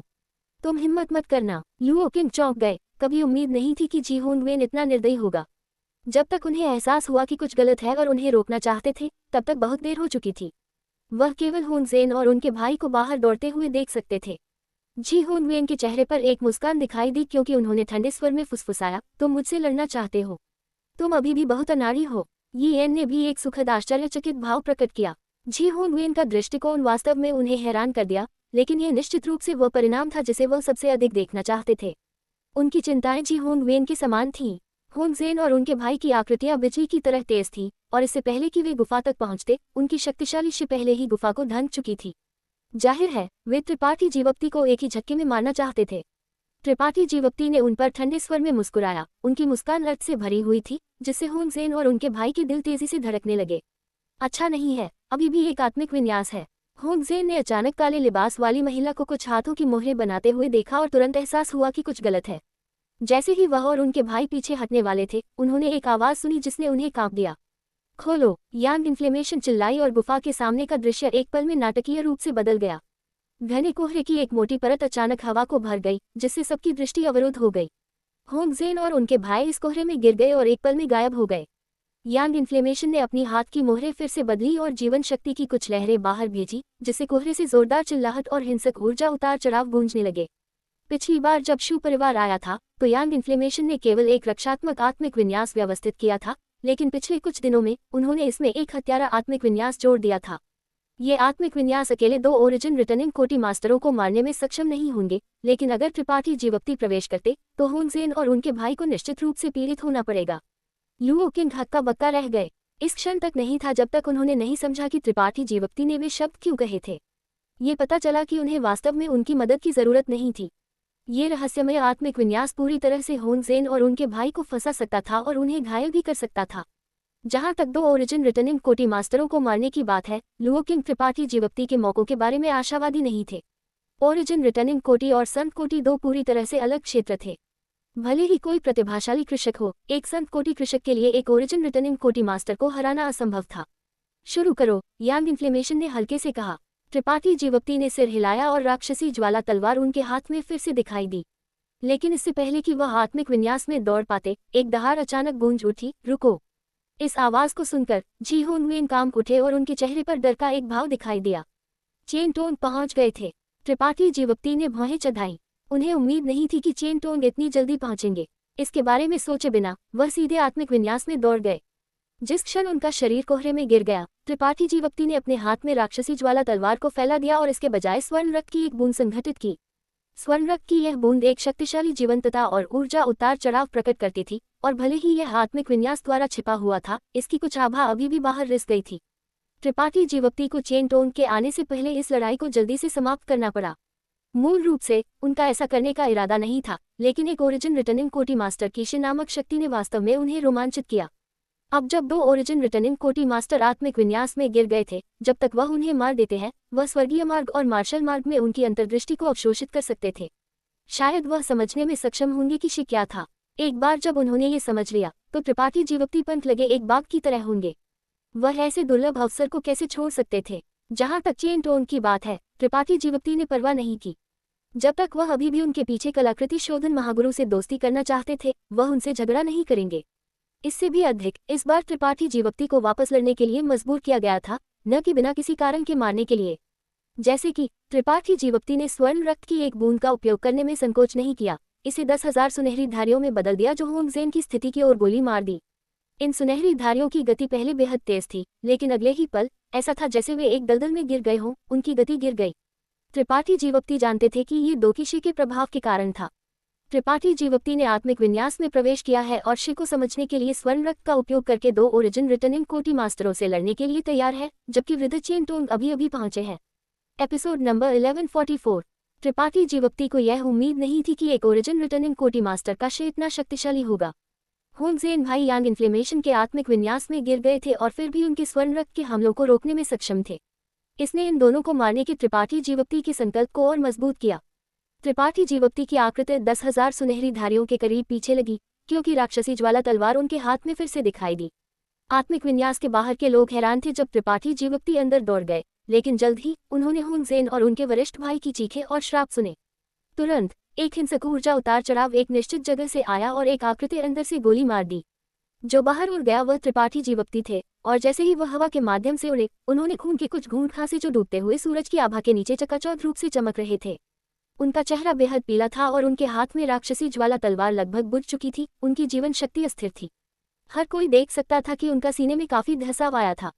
त्रिपाठी जीवक्ति वूही का चेहरा पीला पड़ गया क्योंकि वह त्रिपाठी जीवक्ति को पकड़ने के लिए जल्दी से दौड़ी। टक्कर की शक्ति ने उन्हें एक दर्जन कदम पीछे धकेल दिया, इससे पहले कि वह मुश्किल से खड़ी हो पाई। खुद को स्थिर नहीं कर पाने पर त्रिपाठी जीवक्ति ने स्वर्ण रक्त का एक और घूंट खांसा। इससे पहले कि वूही को अपना हाथ हिलाया, गोलियों का एक मुट्ठी पकड़ा और उन्हें अपने मुंह में भर लिया। इससे पहले कि क्रॉस लेग बैठ गए, उनका धंसा हुआ सीने नग्न आंख को दिखाई देने वाली गति से तेजी से ठीक हो रहा था। दृश्य शांत था। केवल हुन सेन और उनके वरिष्ठ भाई के हाँफने की आवाज कोहरे से घिरे क्षेत्र से सुनी जा सकती थी। वे दोनों वास्तव में अभी भी जीवित थे, लेकिन जहां तक उनके साथ क्या हुआ, यांग इन्फ्लेमेशन को छोड़कर कोई भी नहीं देख सकता था। कौन अभी भी लड़ रहा है? एक आकृति आकाश से गिर गई, एक भयानक आभा निकाल रही थी जो सभी दिशाओं में फैल गई। हर कोई जो इस आभा से झांका गया था, वह कांपने के बिना नहीं रह सका। जी हुन वेन का शरीर एक छलनी की तरह कांप रहा था, बोलने की हिम्मत नहीं कर रहा था। वृद्ध चेन लुओकिन जल्दी से आगे बढ़े और चेन टोन को हाथ जोड़कर झुके। एन, भतीजा त्रिपाठी कहाँ है? चेन टोन के उतरने के बाद उन्होंने जो पहली चीज की वह त्रिपाठी जीवक्ति की स्थिति के बारे में पूछना था। हालांकि इससे पहले कि लुओकिन जवाब दे पाते, उन्होंने खोज की कि त्रिपाठी जीवक्ति स्वस्थ हो रहे थे। अपनी दिव्य चेतना के एक झांकने के साथ उन्हें तुरंत पता चला कि त्रिपाठी जीवक्ति की चोटें हल्की नहीं थी। चेन टोन का उदास वृद्ध चेहरा और भी उदास हो गया, एक ज्वालामुखी की तरह जो फटने वाला था। त्रिपाठी जीवक्ति के पीछे एक ओरिजिन ग्रेड कलाकृति शोधक था और शैडो मून हॉल के महागुरु गेलिन के पास ज्यादा समय नहीं बचा था। अगर महागुरु गेलिन के गुजरने से पहले एक उपयुक्त प्रतिस्थापन नहीं ढूंढा जा सका, तो शैडो मून हॉल की ओरिजिन ग्रेड कलाकृतियां अन्य महान शक्तियों से खरीदनी होंगी, और अगर वे क्षतिग्रस्त हो गई तो उन्हें उनकी मरम्मत के लिए अन्य महान शक्तियों से ओरिजिन ग्रेड कलाकृति शोधक ढूंढने होंगे। ये केवल एक ओरिजिन ग्रेड कलाकृति शोधक का मामला नहीं था, ये शैडो मून हॉल की अन्य महान शक्तियों से निपटने की क्षमता से संबंधित था। अगर ओरिजिन ग्रेड कलाकृतियों का भाग्य दूसरों के हाथों में गिर गया, तो शैडो मून हॉल को एक अकल्पनीय कीमत चुकानी पड़ेगी। जैसे कि चेन टोन लुओकिन का संदेश मिलते ही दौड़ पड़े थे। वह देखना चाहते थे कि कौन त्रिपाठी जीवक्ति के लिए परेशानी पैदा कर रहा था। चेन टोन ने स्पष्ट रूप से त्रिपाठी जीवक्ति की एक छवि भेजी थी, फिर भी किसी ने उनका विरोध करने की हिम्मत की। क्या उन्होंने भालू का दिल या तेंदुए का पित्त खाया था? अब जब उन्होंने देखा कि त्रिपाठी जीवक्ति घायल थे, चेन टोन तुरंत आगे बढ़ना चाहते थे, लेकिन जैसे ही वह आगे बढ़ने वाले थे, वह रुक गए और हैरानी में आत्मिक विन्यास के स्थान पर घूर रहे थे। उनकी आंखें सिकुड़ गई क्योंकि उन्होंने चिल्लाया, एक महागुरु ग्रेड आत्मिक विन्यास। चेन टोन की शक्ति हुन सेन से अधिक थी और उनका ज्ञान भी व्यापक था, इसलिए वह एक नज़र में बता सकते थे कि यह आत्मिक विन्यास कुछ ऐसा नहीं था जिसे एक सामान्य व्यक्ति व्यवस्थित कर सके। यहाँ तक कि अपनी दिव्य चेतना के साथ वह अंदर क्या था, ये स्पष्ट रूप से नहीं देख सकते थे। गुफा के अंदर त्रिपाठी जीवक्ति के चारों ओर बहुत सारे लोग थे जो उन्हें सतर्कता से घूर रहे थे। चेन टोन को तुरंत समझ आ गया कि ये लोग उनसे बहुत सावधान थे, इसलिए इस समय उनसे संपर्क करना जरूरी नहीं था। इन सब पर विचार करते हुए उन्होंने जल्दी से चिल्लाया, भतीजा त्रिपाठी, इस वृद्ध मास्टर के पास यहाँ एक जंगली गुलाब की गोली है। इसमें कुछ उपचार प्रभाव हैं, अगर तुम्हें बुरा नहीं लगता है तो कृपया इसे जल्दी से लो। ऐसा कहते हुए चेन टोन ने अपना हाथ फैलाया और एक जैड बोतल फेंक दी। वह समझे कि त्रिपाठी जीवक्ति इस समय उन्हें जवाब नहीं दे सकते थे। जवाब देने की तो बात ही छोड़ो, लेकिन उन्हें अपनी स्थिति स्पष्ट करनी पड़ी ताकि त्रिपाठी जीवक्ति के आसपास के लोग बहुत घबराए नहीं। निश्चित रूप से उनकी बातों को सुनने के बाद वूई, यांग इन्फ्लेमेशन और अन्य बहुत आराम से हो गईं। वूई ने हाथ बढ़ाया और जैड बोतल ली, विनम्रता से कहा, धन्यवाद वरिष्ठ। वह उदासीन और शांत दिखाई दी, लेकिन वास्तव में उनका दिल पहले से ही एक खतरनाक स्थिति में था। जंगली गुलाब की गोली एक संत कोटि उच्च श्रेणी गोली थी। इसकी मुख्य सामग्री एक संत कोटि उच्च श्रेणी रक्त रंग गुलाब थी। इस सामग्री को ढूंढना मुश्किल नहीं था, लेकिन इसे परिष्कृत करना बेहद मुश्किल था। एक ओरिजिन ग्रेड निम्न श्रेणी रसायनज्ञ जंगली गुलाब की गोलियों के 10 भट्टियों को परिष्कृत करते हुए 30% सफलता दर होगी। इस तरह की उपचार गोली को परिष्कृत करने की कठिनाई एक ओरिजिन ग्रेड निम्न श्रेणी गोली को परिष्कृत करने से कम नहीं थी। चेन टोन त्रिपाठी जीवक्ति के साथ इतना अच्छा व्यवहार क्यों कर रहे थे? दोनों के बीच क्या संबंध था? उन्होंने एक कीमती जंगली गुलाब की गोली भी निकाल दी। अगर उन्होंने व्यक्तिगत रूप से त्रिपाठी जीवक्ति को तारामंडल से वापस नहीं लाया होता और यह नहीं सीखा होता कि वह बाहरी दुनिया से आए थे, तो वूई ने निश्चित रूप से संदेह किया होगा कि त्रिपाठी जीवक्ति शैडो मून हॉल के वृद्धों में से एक का बेटा थे। जैसे ही वह जंगली गुलाब की गोली निकालने और त्रिपाठी जीवक्ति को देने वाली थी, त्रिपाठी जीवक्ति की कमजोर आवाज उनके कानों में गूंज उठी, जरूरत नहीं है। निश्चित रूप से उन्हें चेन टोन की गोली की जरूरत नहीं थी। उन्होंने अभी अभी जो उपचार गोली ली थी वह कुछ ऐसी थी जिसे उन्होंने खुद परिष्कृत किया था। हालांकि इसका ग्रेड जंगली गुलाब की गोली से थोड़ा कम था, उनके शरीर के साथ भले ही वह इसे नहीं लेते उन्हें कोई समस्या नहीं होगी। जब तक वह थोड़ी देर के लिए खेती करते हैं वह पूरी तरह से ठीक हो जाएंगे। जिस कारण से उन्होंने ये गोली ली वह ये था कि वह निश्चित नहीं थे कि चेन टोन किस पक्ष पर खड़े होंगे। अगर चेन टोन उनके खिलाफ खड़े होने का चुनाव करते हैं तो उन्हें फिर से लड़ना पड़ेगा।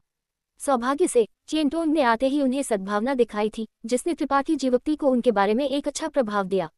इससे कोई फर्क नहीं पड़ता कि उन्हें सद्भावना दिखाने का उनका क्या उद्देश्य था, जब तक त्रिपाठी जीवक्ति ने कोई दुर्भावनापूर्ण इरादा महसूस नहीं किया, ये ठीक था। क्या हुआ, मुझे विस्तार से बताओ। चेन टोन का चेहरा फिर से उदास हो गया क्योंकि उनकी आंखें कांपते हुए जी होंग वेन और आत्मिक विन्यास पर झांकी, इससे पहले कि वह लुओ किंग की ओर मुड़े और हल्के से पूछा। लुओ किंग ने कुछ भी छिपाने की हिम्मत नहीं की और जो कुछ भी हुआ था वह सब कुछ सुनाया।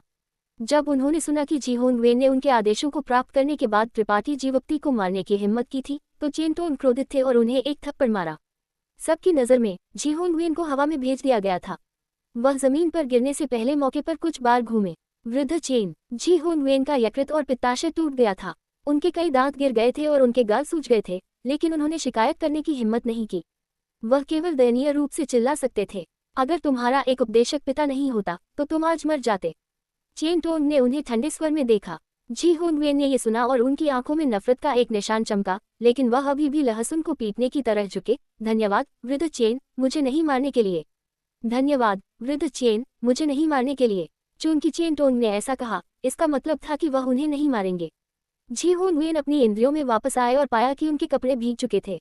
मुझे धन्यवाद देने में इतनी जल्दी मत करो, मैंने तुम्हें नहीं मारा, लेकिन इसका मतलब यह नहीं है कि दूसरे नहीं मारेंगे। तुम्हारा जीवन या मृत्यु अभी भी भतीजा त्रिपाठी को तय करना है। चेन टोन ने ठंडे स्वर में फुसफुसाया। जी होंग वेन हक्का बक्का रह गए। उन्होंने कभी नहीं सोचा था कि छोटा बच्चा जिसे उन्होंने पहले कम आंका था वह अब उनके जीवन और मृत्यु को नियंत्रित करने में सक्षम होगा। उनके प्रति उनके पिछले रवैया के बारे में सोचकर जी होंग वेन रोना चाहते थे, लेकिन उनके पास आंसू नहीं थे। उस छोटे बच्चे के हाथों में गिरना वह क्या अच्छा कर सकता था। लेकिन उनकी उत्पत्ति क्या थी? वृद्ध चेन टोन उनकी इतनी सुरक्षा क्यों कर रहे थे? न केवल जी होंग वेन नहीं समझे, शू परिवार और हाई के परिवार भी उलझन में थे। वू यी और यू फेंग भी उलझन में थे। हालांकि वे इसका पता नहीं लगा सकते थे, वे जानते थे कि ये संकट गुजर चुका था और उन सभी ने उत्साहित मुस्कुराहट पहनी थी। शू परिवार। चेन टोंग ने अपनी आंखें शू जी बिंग की ओर मोड़ दी, जो जमीन पर लकवाग्रस्त पड़ा था, और हल्के से कहा, अब से कोई शू परिवार नहीं है।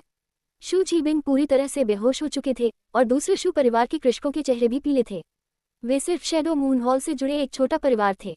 चेन टोंग जैसे एक मास्टर की तो बात ही छोड़ो, भले ही जी होंग वेन उनके शू परिवार को नष्ट करना चाहते थे, वे विरोध करने में सक्षम नहीं होंगे। शू परिवार के कृषकों ने अपने दिलों में पछतावा महसूस किया। अगर वे बदला नहीं लेना चाहते थे तो वे कम से कम शू परिवार को कुछ वंश और संपत्ति के साथ छोड़ सकते थे ताकि वे भविष्य में वापसी कर सकें। लेकिन आज चेन टोंग के शब्दों ने शू परिवार को अतीत का एक बादल बना दिया था। हाँ, शिष्य इसे संभालेगा। लुओ किंग ने सिर हिलाया और शू परिवार के कृषकों से कहा, तुम सब मेरे पीछे चलो। शू परिवार के कृषक जानते थे कि उनका भविष्य अंधेरा था, लेकिन उन्होंने अवज्ञा करने की हिम्मत नहीं की। उनमें से दो ने बेहोश शू जी बिन को उठाया और लुओ किंग के पीछे चले गए। हाई के परिवार। चेन टोंग ने अपना सिर येन को देखने के लिए मोड़ दिया। येन पूरे काम उठे और जल्दी से आगे बढ़े। येन वृद्ध चेन को नमस्ते करता है, कृपया दया दिखाएं। येन भ्रमित था, कृपया दया दिखाएं। चेन टोंग ने ठंडे स्वर में मुस्कुराया, तुम्हारे जीवन को फिलहाल रखा जाएगा। उनसे कैसे निपटना है ये भतीजा त्रिपाठी तय करेंगे। बदला केवल तभी अर्थपूर्ण था जब वह इसे खुद लेता था। उन्होंने पहले ही एक वाक्य के साथ शू परिवार को मार दिया था, इसलिए अगर उन्होंने हाई के परिवार को भी मार दिया तो त्रिपाठी जीवक्ति अपना गुस्सा कहाँ निकालेंगे। अगर त्रिपाठी जीवक्ति अपना गुस्सा नहीं निकालेंगे तो वह उनसे किसी और चीज के बारे में कैसे बात कर सकते थे। चेन टोंग की बातों को सुनकर येन का चेहरा उदास हो गया। उन्होंने महसूस किया कि अगर वह त्रिपाठी जीवक्ति के हाथों में गिर गए तो उनका अच्छा अंत नहीं होगा। इस क्षण त्रिपाठी जीवक्ति खड़े हो गए। हालांकि उनका चेहरा अभी भी थोड़ा पीला था, उनके शरीर पर जीवन शक्ति उतार चढ़ाव शांत हो गया था। आत्मिक विन्यास बंद करो, त्रिपाठी जीवक्ति ने यांग इन्फ्लेमेशन को आदेश दिया। यांग इन्फ्लेमेशन ने सिर हिलाया और अगले ही पल घना कोहरा गायब हो गया, जिससे गुफा के सामने एक खुला अंतरिक्ष प्रकट हुआ। होनजेन और उनके भाई की दुखद स्थिति को देखने के बाद सबने ठंडी सांस ली। अभी अभी जब त्रिपाठी जीवक्ति को उड़ा दिया गया था तो वह गंभीर रूप से घायल लग रहे थे, इसलिए सबने सोचा था कि होंगजेन और उनके भाई ठीक थे, लेकिन अब उन्हें एहसास हुआ कि होंगजेन और उनके भाई की चोटें त्रिपाठी जीवप्ती की चोटों से कहीं अधिक गंभीर थीं। उनके शरीर खून से ढंके हुए थे और यह कहा जा सकता था कि उनके पूरे शरीर में छेद थे। होंगजेन ने एक हाथ खो दिया था और होंगजेन के वरिष्ठ भाई ने एक पैर खो दिया था। वे दोनों एक साथ बैठे थे, निराश लग रहे थे क्योंकि वे डर में चारों ओर देख रहे थे। त्रिपाठी जीवप्ती ने आह भरी। उन्हें पता था कि उन्होंने अभी भी इन ओरिजिन रिटर्निंग कोटी मास्टरों को कम आंका था। उन्होंने सोचा था कि उनके स्वर्ण रक्त और यांग इन्फ्लेमेशन के आत्मिक विन्यास का उपयोग करके इन दोनों को मारना एक आसान काम होगा, लेकिन जिस क्षण उन्होंने हमला किया उन्हें एहसास हुआ कि वह गलत थे। शी की शक्ति बस बहुत अद्भुत थी। जब इन दोनों का शी एक दूसरे पर सुपरइम्पोज हुआ तो इसने न केवल उनकी हलचल में हस्तक्षेप किया बल्कि उनकी हमला गति को भी धीमा कर दिया और उन्हें उनके हमले की दिशा को पहले से महसूस करने की अनुमति दी। अगर उन्होंने अपना स्वर्ण रक्त इस्तेमाल नहीं किया होता तो त्रिपाठी जीवप्ती उन्हें चोट पहुंचाने में सक्षम नहीं होते।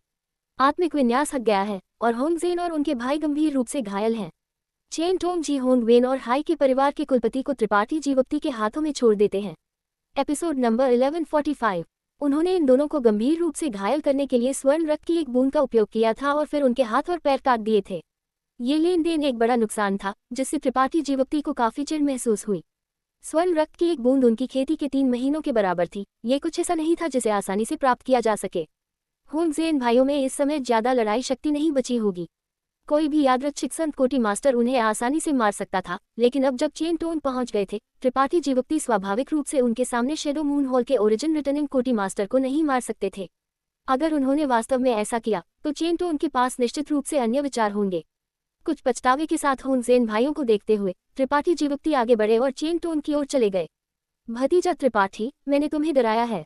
ये वृद्ध मास्टर इतनी देर से आने के लिए शर्मिंदा है। चेन टोन ने डर के एक भाव के साथ उनका अभिवादन किया।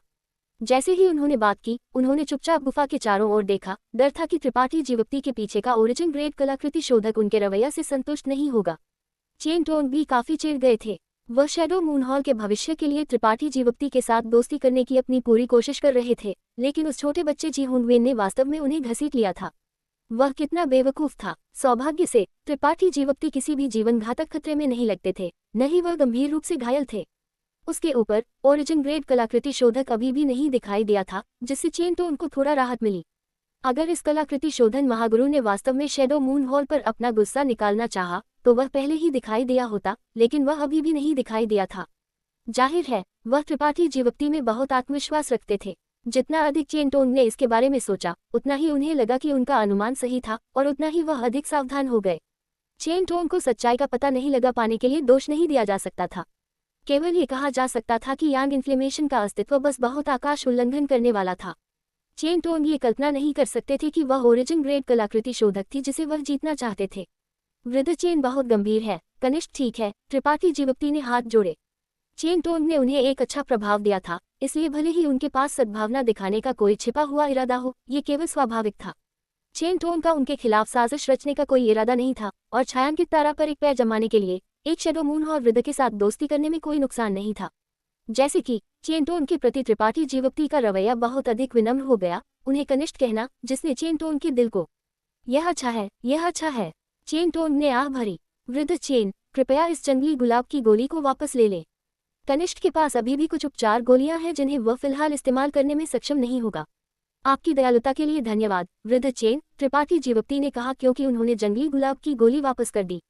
चेन टोन की आंखें चमकी क्योंकि उन्होंने तुरंत समझा कि त्रिपाठी जीवप्ती उन पर कोई एहसानमंद नहीं होना चाहते थे, इसलिए उन्होंने जोर नहीं दिया और बस एक बड़ी मुस्कान के साथ जंगली गुलाब की गोली स्वीकार कर ली, ये सोचते हुए कि त्रिपाठी जीवप्ती के पीछे एक कलाकृति शोधन महागुरु था। हालांकि वह रसायन प्रदर्शन नहीं कर सकते थे, उनके पास निश्चित रूप से कई अच्छी चीजें थीं, तो वह एक मामूली उपचार गोली की परवाह क्यों करेंगे। भतीजा त्रिपाठी, मैंने शु परिवार से निपटने के लिए लुओकिन को पहले ही संदेश भेज दिया है। मुझे यकीन है कि तुम संतुष्ट होगे। जहां तक हाई के परिवार की बात है, मैं देख सकता हूं कि उनका तुम्हारे साथ किसी तरह का संबंध है, इसलिए मैं उन्हें निपटने के लिए भतीजा त्रिपाठी पर छोड़ दूंगा। चेन टोन वृद्ध और अनुभवी थे, इसलिए वह स्वाभाविक रूप से जानते थे कि इस मामले से कैसे निपटना है। उन्होंने अभी अभी अपनी अधिकार सीमा पार नहीं की थी क्योंकि उन्होंने त्रिपाठी जीवप्ती के पक्ष में हाई के परिवार के कई कृषकों को खड़े देखा था।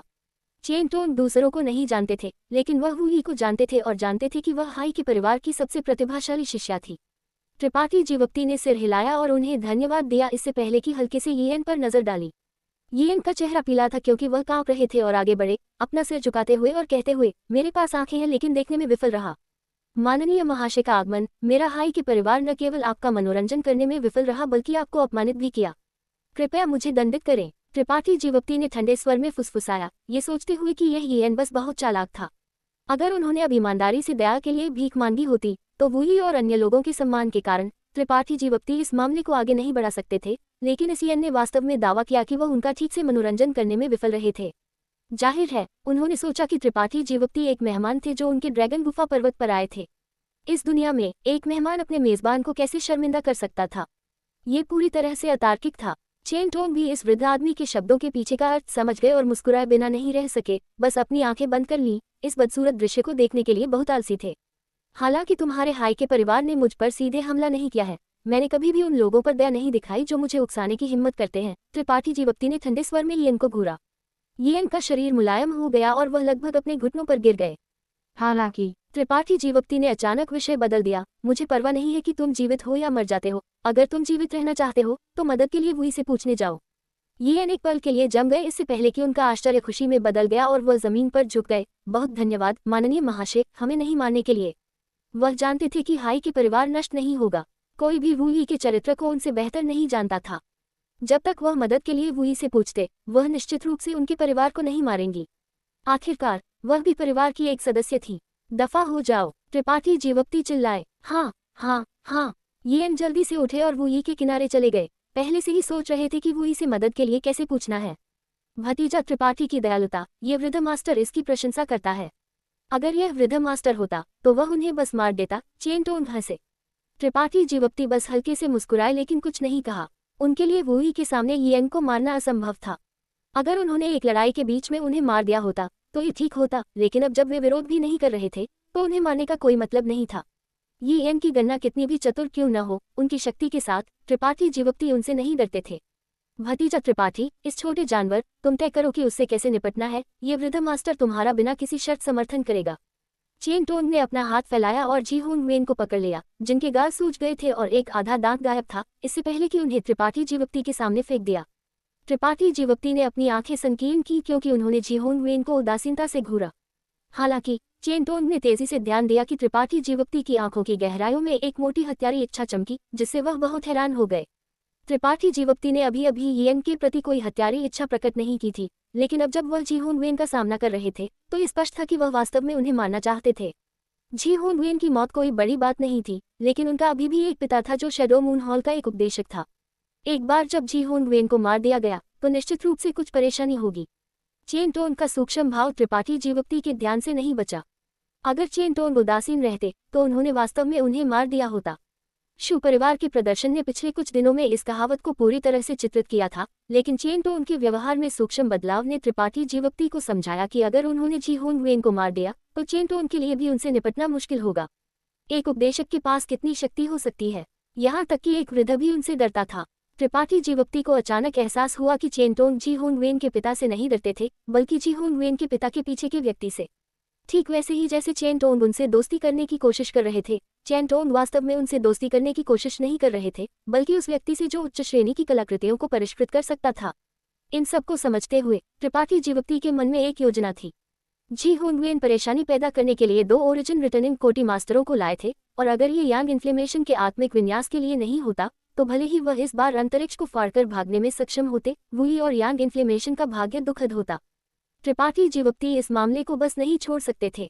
त्रिपाठी जीवप्ती की हत्यारी इच्छा को मजबूत और मजबूत होते देखकर, जैसे कि वह किसी भी क्षण हमला करेंगे, चेन टोंग ने जी होंग वेन को जमीन पर लात मारी और श्राप दिया, तुम बदमाश, तुम मेरे शैडो मून हॉल के लिए एक अपमान हो।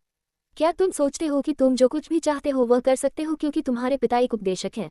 क्या तुम विश्वास करते हो कि यह वृद्ध मास्टर तुम्हें अभी नहीं मारेगा और शैडो मून हॉल की गंदगी को साफ नहीं करेगा? जी होंग वेन का चेहरा व्यापक रूप से बदल गया क्योंकि वह जल्दी से रेंग कर वापस आए, चेन टोंग की जान को गले लगाया और रोए, वृद्ध चेन, कृपया दया दिखाएं, शिष्य जानता है कि वह गलत था। वृद्ध चेन, कृपया दया दिखाएं, शिष्य जानता है कि वह गलत था। शिष्य फिर कभी ऐसा काम करने की हिम्मत नहीं करेगा। इस बार जब मैं वापस जाऊंगा तो शिष्य शैडो मून हॉल में पीछे हटने में प्रवेश करेगा और कभी बाहर नहीं आएगा। वृद्ध चेन टोंग ने चुपचाप त्रिपाठी जीवप्ती के चेहरे पर नजर डाली और पाया कि उनकी हत्यारी इच्छा थोड़ी भी कम नहीं हुई थी। अपने दिल में आह भरते हुए चेन टोंग जानते थे कि अगर वह त्रिपाठी जीवक्ति को संतुष्ट नहीं कर सकते थे तो जी होंग वेन आज मर जाएंगे। इसलिए उन्होंने गुस्से से चिल्लाया, तुम जैसा मामूली संत कोटी इस दुनिया के नायकों को नजरअंदाज करने की हिम्मत नहीं रखता। ऐसा लगता है कि मैंने तुम्हें 2 ओरिजिन रिटर्निंग कोटी गार्ड सौंपने में एक बड़ी गलती की। उन्होंने तुम्हें इस वृद्ध मास्टर का विरोध करने का साहस दिया होगा। चूंकि ऐसा है, मैं उन 2 बदमाशों को मार डालूंगा। ऐसा कहते हुए चेन टोंग ने अचानक अपना हाथ उठाया और होंग जेन और उनके भाई की ओर शक्तिशाली शक्ति की 2 लहरें भेजी जो अभी भी अपनी चोटों से उबर रहे थे। होंग जेन और उनके वरिष्ठ भाई महान कठिनाई से मौत से भागने में सक्षम थे। हालांकि उनमें से एक ने एक हाथ खो दिया था और दूसरे ने एक पैर खो दिया था, किसी भी मामले में उनके जीवन बचाए गए थे। जैसे ही वे अपने दिलों में खुश हो रहे थे, उन्होंने अचानक चेन टोंग की बातें सुनी। जब तक उन्होंने प्रतिक्रिया दी, शक्ति की 2 लहरें पहले ही उनके चेहरों तक पहुंच चुकी थीं। वृद्ध चेन टोंग, नहीं! होंग जेन डर से पीले पड़ गए और चिल्लाए, लेकिन जैसे ही उनकी आवाज गिरी, उनके सिर में अचानक एक छेद दिखाई दिया और उनकी आंखों में रोशनी तेजी से मंद हो गई। उनके ओरिजिन रिटर्निंग कोटी वरिष्ठ भाई की भी मौके पर मौत हो गई थी। जी होंग वेन हक्का बक्का रह गई क्योंकि उनके पेट से एक गंदी गंध उमड़ गई और उनका चेहरा कागज जैसा सफेद हो गया। त्रिपाठी जीवक्ति भी हक्का बक्का रह गए। उन्हें उम्मीद नहीं थी कि चेन टोंग वास्तव में उन 2 ओरिजिन रिटर्निंग कोटी मास्टरों को मारने में सक्षम होंगे। जब उन्होंने अभी अभी चेन टोंग की बातें सुनी तो त्रिपाठी जीवक्ति ने सोचा कि वह गुप्त रूप से उन्हें याद दिला रहे थे कि जी होंग वेन का एक शक्तिशाली पिता था और उन्हें जहां संभव हो नर्म होना चाहिए। त्रिपाठी जीवक्ति ने भी जी होंग वेन से कुछ लाभों के लिए पूछने का मन बना लिया था और उनका वास्तव में उन्हें मारने का इरादा नहीं था, लेकिन पलक झपकते ही उन 2 ओरिजिन रिटर्निंग कोटी मास्टरों को मार दिया गया था। एक पल के लिए हक्का बक्का रह गए। त्रिपाठी जीवक्ति खुश हो गए और जल्दी से अपनी विनाश की राक्षसी आंख की शक्ति का उपयोग उन दोनों की आत्माओं को किसी के ध्यान दिए बिना अपने ज्ञान सागर में अवशोषित करने के लिए किया, उन्हें सुनहरी रोशनी की एक चमक में शुद्ध कर दिया। त्रिपाठी जीवक्ति ने स्वर्ण रक्त की एक बूंद का उपयोग किया था और यांग इन्फ्लेमेशन आत्मिक विन्यास का उपयोग किया था, लेकिन फिर भी इन दोनों को मारने में विफल रहे थे। जैसे ही वह परेशान थे कि उन्होंने शी को समझने का एक महान अवसर खो दिया था, चेन टोंग ने उनकी मदद की थी। लेकिन जल्द ही त्रिपाठी जीवक्ति समझ गए कि चेन टोंग ने इतना निर्णायक रूप से कार्य क्यों किया था। होंग जेन और उनके भाई पहले ही अपंग हो चुके थे, इसलिए भले ही वे नहीं मरते, उनका ज्यादा भविष्य नहीं होता। इस दुनिया में ऐसी कोई गोलियां नहीं थी जो कटे हुए अंगों को पुनर्जीवित कर सके। त्रिपाठी जीवक्ति के गुस्से को शांत करने और जी होंग वेन को बचने का एक मौका खरीदने के लिए बिना भविष्य के 2 ओरिजिन रिटर्निंग कोटी मास्टरों के जीवन का उपयोग करना चेन टोंग की योजना त्रुटिहीन थी। निश्चित रूप से होंग जेन और उनके भाई के मरने के बाद त्रिपाठी जीवक्ति का उदास भाव आखिरकार आसान हो गया। चेन टोंग ने चुपचाप राहत की सांस ली। उन्हें जो नहीं पता था वह ये था कि त्रिपाठी जीवक्ति का भाव इसलिए आसान हुआ क्योंकि उन्होंने जो सोचा था उसके कारण नहीं, बल्कि इसलिए कि उन्होंने उन 2 ओरिजिन रिटर्निंग कोटी मास्टरों की आत्माओं को शुद्ध कर दिया था, जिससे उन्हें आखिरकार यह समझने की अनुमति मिली कि शी क्या था। चेन टोंग ने जी होंग वेन को बचाने के लिए 2 ओरिजिन रिटर्निंग कोटी मास्टरों को मार दिया है और त्रिपाठी जीवक्ति ने उनकी आत्माओं को अवशोषित करके शी को समझ लिया है। Episode number 1146। हल्की से खांसते हुए, अपने दिल में खुशी और उत्साह को दबाते हुए त्रिपाठी जीवक्ति ने हल्के से कहा, चूंकि मुख्य दोषी को निष्पादित कर दिया गया है, आज का मामला यही समाप्त होता है। मैं युवा स्वामी जी से भविष्य में खुद को अच्छी तरह से व्यवहार करने के लिए कहता हूँ। हाँ हाँ हाँ, बहुत धन्यवाद भाई, बहुत धन्यवाद बड़े भाई। जी होंग वेन बुरी तरह से रोए क्योंकि उन्होंने लगातार अपना आभार व्यक्त किया। अभी भी नहीं जा रहे हो? चेन टोंग ने गुस्से से चिल्लाया।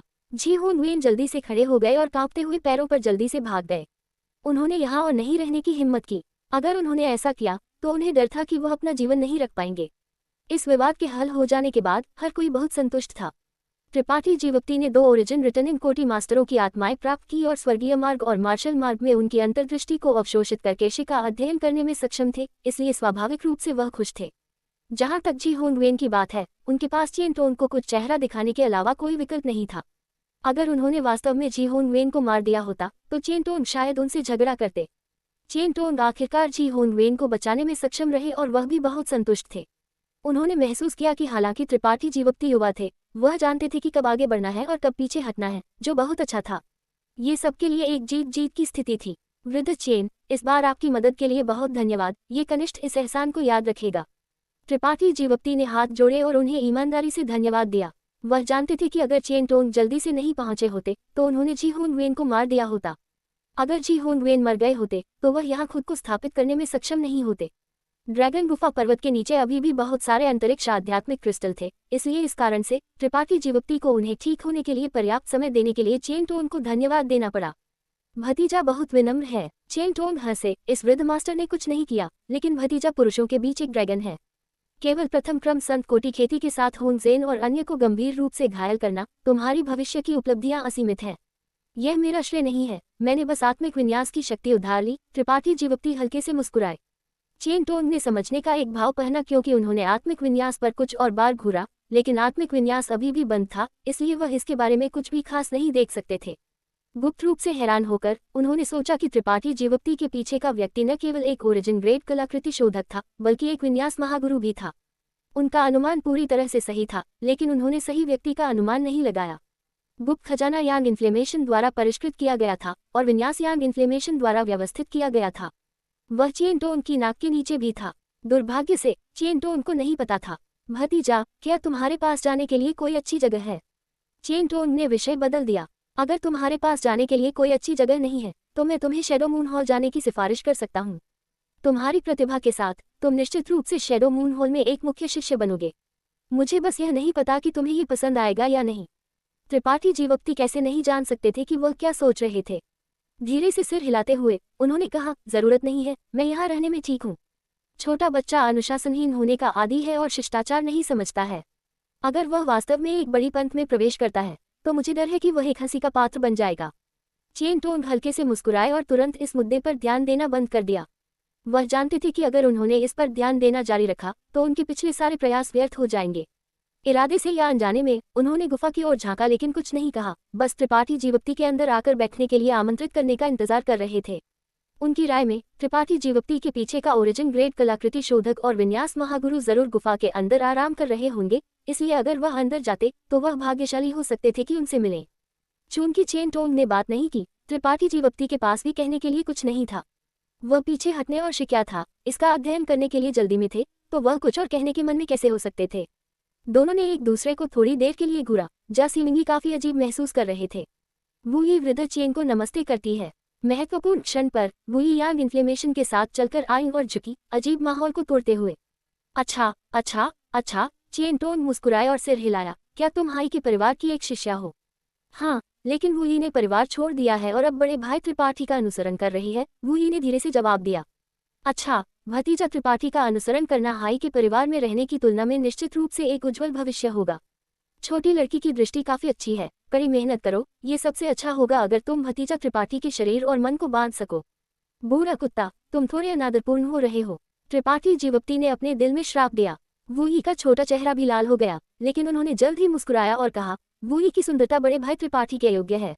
वुई खुद को कम नहीं आंक रही थी। त्रिपाठी जीवप्ती की क्षमताओं को देखने के बाद उन्होंने वास्तव में महसूस किया कि बहुत कम लोग थे जो त्रिपाठी जीवप्ती के साथ मेल खा सकते थे।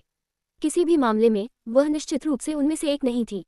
इसके अलावा उन्हें अभी पुरुषों और महिलाओं के बीच के मामलों में ज्यादा रुचि नहीं थी, इसलिए जब चेन टोंग ने लापरवाही से पूछा तो उन्होंने बस लापरवाही से जवाब दिया।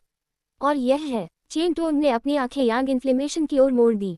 यहाँ वुई का अनुसरण करने में सक्षम होना त्रिपाठी जीवप्ती के घेरे में उनका दर्जा निश्चित रूप से कम नहीं था, इसलिए चेन टोंग ने उनकी उपेक्षा करने की हिम्मत नहीं की। यह मेरी छोटी बहन है। त्रिपाठी जीवप्ती ने यांग इन्फ्लेमेशन के बोलने का इंतजार नहीं किया और उनका परिचय देने की पहल की। वुई और यांग इन्फ्लेमेशन दोनों ने उन्हें हैरानी में घूरा। ओह, तो वह भतीजा त्रिपाठी की छोटी बहन है। बुरा नहीं, बुरा नहीं। वह एक संत ग्रेड कलाकृति शोधक भी है, त्रिपाठी जीवप्ती ने जानबूझकर जोड़ा। चेन टोंग की आंखें चमकी। जा सीमिंग बहुत खुश थी क्योंकि उन्होंने एक जोरदार हंसी छोड़ी। इतनी कम उम्र में वह पहले से ही एक संत ग्रेड कलाकृति शोधक है। ऐसा लगता है कि भतीजा त्रिपाठी की छोटी बहन भविष्य में तुमसे कोई बुरी नहीं होगी। निश्चित रूप से छोटी बहन बहुत उग्र है। त्रिपाठी जीवप्ती ने जल्दी से सिर हिलाया। इस वृद्ध मास्टर ने सोचा कि पंथ के शिष्य पहले से ही बहुत अच्छे थे, लेकिन आज तुम भाई और बहन को देखने के बाद मुझे एहसास होता है कि पंथ के शिष्य कितने बदसूरत हैं, कितना दयालु है। अगर भतीजा और बहन मेरे शैडो मून हॉल में शामिल हो सके तो यह महान होगा। भविष्य में अगर हम किसी भी शक्ति में शामिल होना चाहते हैं तो हम निश्चित रूप से शैडो मून हॉल चुनेंगे। चेन टोंग हंसे और संतुष्टि के साथ सिर हिलाया। अच्छा, ये वृद्ध मास्टर भतीजा त्रिपाठी की अच्छी खबर का इंतजार करेगा। ये देखकर कि त्रिपाठी जीवप्ती का उन्हें एक मेहमान के रूप में रखने का कोई इरादा नहीं था, चेन टोंग ने लंबे समय तक बात करना जारी नहीं रखा। त्रिपाठी जीवप्ती को अलविदा कहा और चले गए, लेकिन थोड़ी दूर चलने के बाद वह अचानक वापस मुड़े। वृद्ध चेन के पास और क्या निर्देश है?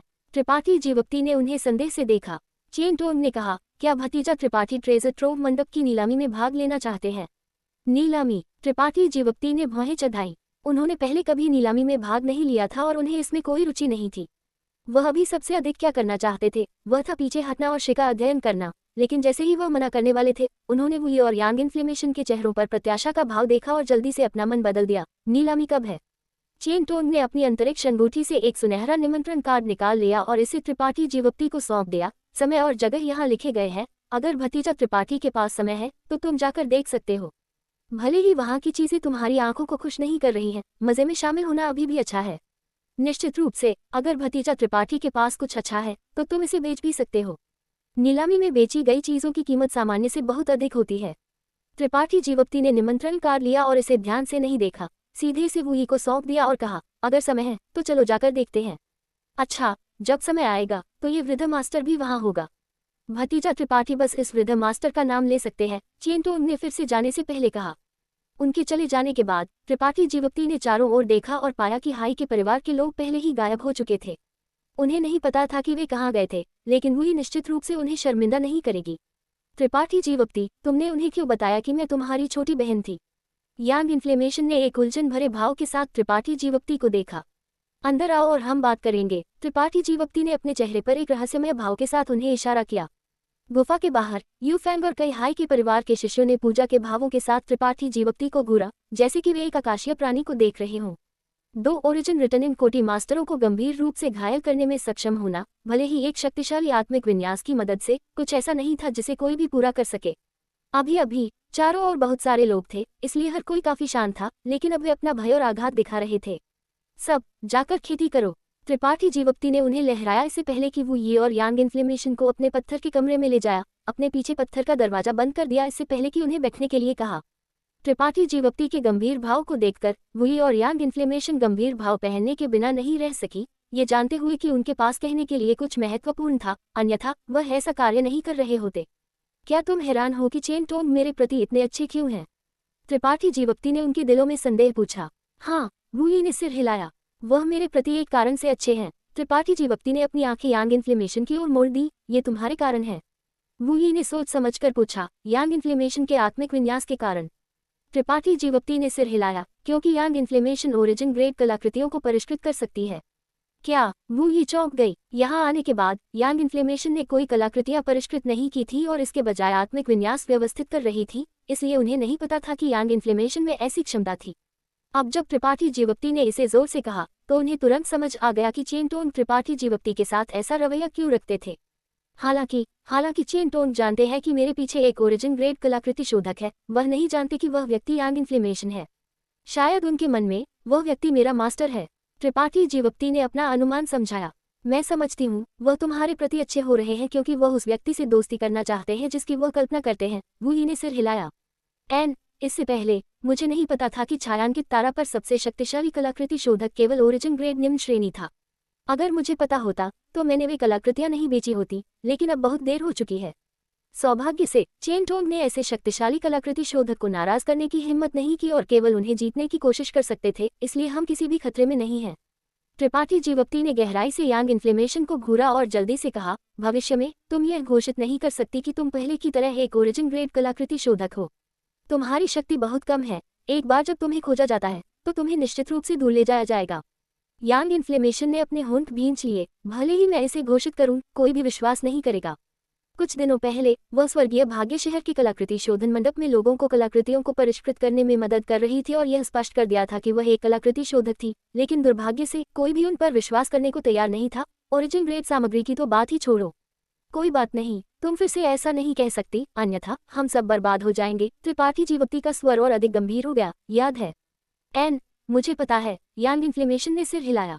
त्रिपाठी जीवप्ती को असहाय महसूस हुआ। उन्होंने पाया कि वह और यांग इन्फ्लेमेशन दो पूरी तरह से अलग तरह के लोग थे। त्रिपाठी जीवप्ती उत्सुक थे कि दूसरे उनकी रसायनज्ञ ग्रेड के बारे में नहीं जानते। जितना अधिक वे उन्हें कम आंकते उतना ही अच्छा। हालांकि यांग इन्फ्लेमेशन ने वास्तव में इसे बिना किसी परिणाम के सबके सामने घोषित कर दिया था। ये दुनिया वास्तव में अजीब थी। कोई आश्चर्य नहीं कि तुमने जानबूझकर चेन टोंग को बताया कि यांग इन्फ्लेमेशन एक संत ग्रेड कलाकृति शोधक थी और कहा कि वह तुम्हारी छोटी बहन थी। तो यह ऐसा है। वुई का मन तेज था और उन्होंने तुरंत त्रिपाठी जीवप्ती के इरादों का अनुमान लगाया। चेन टोंग के पास पहले से ही एक पूर्वाग्रह है कि मेरे पास मेरे मास्टर के रूप में एक ओरिजिन ग्रेड कलाकृति शोधक है, इसलिए मेरी छोटी बहन के रूप में एक संत ग्रेड कलाकृति शोधक होना सामान्य है। त्रिपाठी जीवप्ती ने चेनटोन को आश्वस्त करने के लिए यांग इन्फ्लेमेशन की पहचान का उपयोग किया है और उन्हें चेतावनी दी है कि वे अपनी ओरिजिन ग्रेड कलाकृति शोधक क्षमता का खुलासा न करें। Episode number 1147। त्रिपाठी जीवप्ती का विश्वास था कि उनके शब्दों के साथ चेनटोन और भी अधिक आश्वस्त होंगे। जब तक चेनटोन उन पर संदेह नहीं करते, त्रिपाठी जीवप्ती का समूह पूरी तरह से सुरक्षित रहेगा। उनकी सुरक्षा के साथ कम से कम शु परिवार पहले की तरह उनके लिए परेशानी पैदा करना जारी नहीं रखेगा। मैं समझती हूँ, वू यी ने सिर हिलाया। अगर तुम समझती हो तो तुम जा सकती हो, मैं पीछे हटने जा रहा हूँ, त्रिपाठी जीवप्ती ने उन्हें लहराया। बड़े भाई त्रिपाठी, ट्रेजर ट्रोव मंडप की नीलामी के बारे में? वू यी ने अपने लाल होंठ भींचे और पूछा। क्या तुम सच में जाना चाहती हो? त्रिपाठी जीवप्ती ने भौहें चढ़ाई। उन्होंने जो उम्मीद नहीं की थी वह ये था कि न केवल वू यी ने सिर हिलाया, बल्कि यांग इन्फ्लेमेशन ने भी एक प्रत्याशा का भाव पहना। अगर तुम जाना चाहती हो तो जाओ, इस तरह की चीज को रोकने की कोई जरूरत नहीं थी। त्रिपाठी जीवप्ती की राय में एक नीलामी अपनी क्षितिज को विस्तृत करने की एक जगह थी जिससे उन्हें दुनिया को देखने की अनुमति मिलती थी। वो ही एक छोटे परिवार से आई थी, इसलिए भले ही उनके पास कुछ अनुभव था, वह बड़े परिवारों के शिष्यों से तुलना नहीं कर सकती थी। यांग इन्फ्लेमेशन, दूसरी ओर, पहले एक दयनीय जीवन जिया था, इसलिए वह निश्चित रूप से एक महिला थी जिसने दुनिया को ज्यादा नहीं देखा था। स्वाभाविक रूप से उन्हें नीलामी में रुचि होगी। तुम्हारा क्या? वू यी ने पूछा। अगर मैं पीछे हटने से बाहर नहीं आता तो मैं नहीं जाऊंगा। तुम्हें बस सावधान रहना होगा। एन, वू यी ने सिर हिलाया इससे पहले कि यांग इन्फ्लेमेशन के साथ चली गई। त्रिपाठी जीवप्ती ने पत्थर का कमरा बंद कर दिया, क्रॉस लेग बैठ गए और अपनी चेतना को अपने ज्ञान सागर में डुबो दिया। उनके ज्ञान सागर के अंदर आध्यात्मिक ऊर्जा के दो शुद्ध द्रव्यमान मध्य हवा में तैर रहे थे। त्रिपाठी जीवप्ती ने अपने आत्मा अवतार में बदल दिया था और उन्हें उत्साह से भूर रहे थे। ये पहली बार था जब त्रिपाठी जीवप्ती ने एक ओरिजिन रिटर्निंग कोटि मास्टर की आध्यात्मिक ऊर्जा एकत्रित की थी। उनके सामने पहले कभी कोई ओरिजिन रिटर्निंग कोटि मास्टर नहीं मरा था और उन्होंने कभी भी स्वर्गीय मार्ग या मार्शल मार्ग में उनकी अंतर्दृष्टि को नहीं निगला था, इसलिए उन्हें नहीं पता था कि ओरिजिन रिटर्निंग कोटि मास्टर शे रखते थे। अगर उन्होंने आज होंग ज़ेन के साथ लड़ाई नहीं की होती तो उन्हें शे के संपर्क में आने में बहुत समय लगता। ये रहस्यमय शक्ति कुछ ऐसी थी जिसके लिए वह तरसते थे। हालांकि एक ओरिजिन रिटर्निंग कोटि मास्टर की शक्ति ने त्रिपाठी जीवप्ती के मन में एक खतरे की घंटी बजाई। वह हमेशा क्षेत्रों में लड़ने में सक्षम रहे थे। जब वह मूल शक्ति क्षेत्र में थे तो वह अमर आरोहण सीमा मास्टरों, संतों और संत राजाओं को हरा सकते थे। अब जब वह संत राजा क्षेत्र में टूट गए थे, त्रिपाठी जीवप्ती ने सोचा था कि प्रथम क्रम ओरिजिन रिटर्निंग कोटि को हराना एक समस्या नहीं होगी, लेकिन अब उन्होंने खोज की कि वह पूरी तरह से गलत थे। ओरिजिन रिटर्निंग कोटि और संत राजा क्षेत्र के बीच एक मौलिक अंतर था, अंतर की एक दुनिया और वह शे था। क्रॉस लेग बैठते हुए त्रिपाठी जीवप्ती ने आध्यात्मिक ऊर्जा के दो द्रव्यमान को अपने सामने खींचा, फिर सावधानी से और गंभीरता से स्वर्गीय मार्ग और मार्शल मार्ग में उनकी अंतर्दृष्टि को अवशोषित करना शुरू कर दिया। अगर पहले वह एक पेटू की तरह अन्य लोगों की आध्यात्मिक ऊर्जा को अवशोषित करने में सक्षम थे, तो अब वह इसका स्वाद ले रहे थे। ये एक दुर्लभ अवसर था। अगर उन्होंने इस अवसर का फायदा नहीं उठाया होता कि शे क्या था, तो अगली बार जब वह एक ओरिजिन रिटर्निंग कोटि मास्टर से मिलते तो वह विरोध करने में सक्षम नहीं होते। समय थोड़ा थोड़ा करके बीत गया। त्रिपाठी जीवप्ती ने इन दो आध्यात्मिक ऊर्जा द्रव्यमानों को अवशोषित करने में कभी इतना सावधानीपूर्वक नहीं किया था। वह चाहते थे कि वह इन दो आध्यात्मिक ऊर्जा द्रव्यमानों के सभी सार को निचोड़ सके और उन्हें अपनी आत्मा की गहराइयों में अंकित कर सके।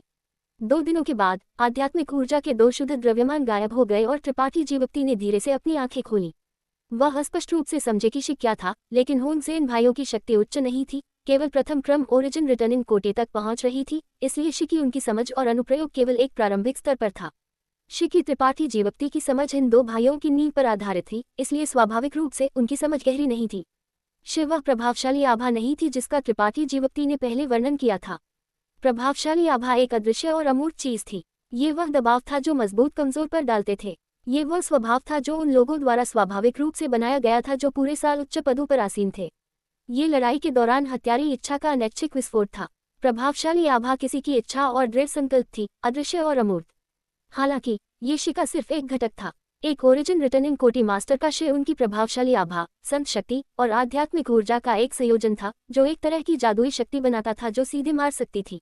इसके लिए एक कृषक की मार्शल मार्ग और स्वर्गीय मार्ग की समझ को इसे बनाने के लिए एक निश्चित स्तर तक पहुंचने की आवश्यकता थी।